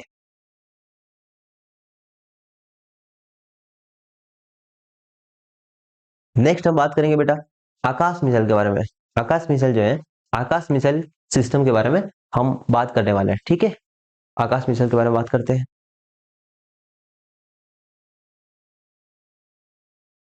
आकाश मिसाइल जो होती है बेटा, एक क्या बात करूं मैं, देखो कम दूरी की है पहली बात तो, और सरफेस टू एयर है, यानी सरफेस टू एयर है, शॉर्ट रेंज है, सुपरसोनिक क्रूज मिसाइल है। कैसी है? क्रूज मिसाइल है, सुपरसोनिक क्रूज है, सुपरसोनिक क्रूज है, सुपरसोनिक क्रूज है, मतलब 5 मैक तक की गति। ठीक है। आकाश जो है वो कई लक्ष्यों को एक साथ टारगेट कर सकता है, क्योंकि उसमें 6 मुंह है ना। कितने हैं? 6 मुंह है, 6 मुंह है उसमें, यानी 6 टारगेट कर सकते हैं ये। इसमें इलेक्ट्रॉनिक काउंटर मेजर्स, ठीक है, ईसीसीएम सिस्टम लगा हुआ है। संपूर्ण हथियार प्रणाली मोबाइल प्लेटफॉर्म पर कॉन्फ़िगर किया गया है इसको, यानी एक इसको कंट्रोल जो किया जाता है, यानी इसको लॉन्च करना एक मोबाइल जैसा सिस्टम है, उससे हम लॉन्च कर सकते हैं इसको। मोबाइल कॉन्फ़िगर सिस्टम है इसके लिए, ठीक है। और इसको हमने भारतीय वायुसेना के साथ साथ भारतीय थल सेना या भारतीय सेना आर्मी, इंडियन आर्मी, दोनों को दे रखा है, दोनों के लिए काम कर रहा है। जो हमारा आकाश है वो नौसेना के पास नहीं है, आकाश जो है सिर्फ वायुसेना और थल सेना के पास है। ये बात भी आपको पता होनी चाहिए, ठीक है।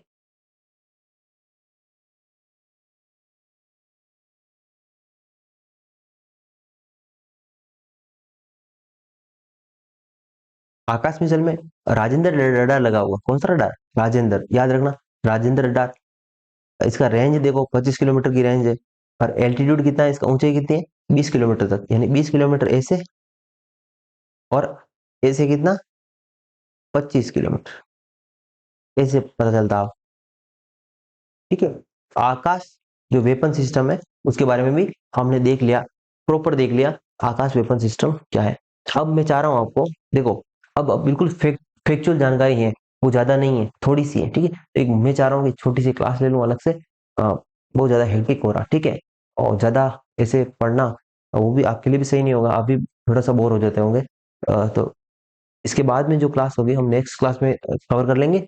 ज्यादा बाकी नहीं है स्लाइड, मुश्किल से 20 से 25 स्लाइड बाकी है, इसमें बिल्कुल फैक्चुअल जानकारी है। और इम्पोर्टेंट तो है ही है, देखो वो भी इम्पोर्टेंट है, जो था वो भी इम्पोर्टेंट है, आप वो पढ़िए पहले, ठीक है। फिर ये क्लास में रिसेंट में लेके आ जाऊंगा, मुश्किल से एक दिन में, ठीक है। ये क्लास आ जाएगी आपके सामने। तो इसमें कुछ मिसाइलें बची हुई है, ठीक है, मैं आपको बता भी देता हूँ जैसे, ठीक है। आप देख लीजिए थोड़ी सी, जैसे आकाश देखो, ये फिर नाग बचा हुआ है, ठीक है। ये छोटे, ये देखो अमोघ है, हेलिना है, ठीक है, अस्त्र है, अग्नि है, अग्नि बहुत इंपॉर्टेंट है, ठीक है, सागरिका K-15 है, ब्रह्मोस है। तो हमने शुरू में आपको पता होगा, मैंने सिर्फ बेसिक बेसिक बताया था, आपको लग रहा था कि सर क्या करा है, मतलब ये बिल्कुल बेसिक बेसिक बता दिया, नहीं। जो हमने पढ़ा था ना, उसमें जो मिसाइलों के नाम सुने थे सिर्फ आपने, ब्रह्मोस, नाग, हेलिना, आकाश, अब इनके बारे में डिटेलिंग पढ़ रहे हैं, ठीक है। तो मैं चाह रहा हूँ इसके बाद वाली जो क्लास होगी उसमें हम जितने बाकी वो करवा देंगे। दोस्तों आई होप आपको आज की क्लास पसंद लगी, बताइए, लाइक कीजिए, शेयर कीजिए, और ज़्यादा से ज़्यादा इसको सब्सक्राइबर इसके बढ़ा दीजिए। 1000 सब्सक्राइब हो जाएंगे, इसकी जो रीच हो जाएगी वो अच्छी हो जाएगी, यूट्यूब पे ज़्यादा लोग सर्च करेंगे और देख पाएंगे इसको, तो सबके लिए हेल्प हो जाएगा, ठीक है। और उसमें आप सहयोग कर सकते हैं, तो देख लीजिए आपके हिसाब से। और मिलते हैं नेक्स्ट क्लास में, आज के लिए इतना ही। जय हिंद, जय भारत, ठीक है।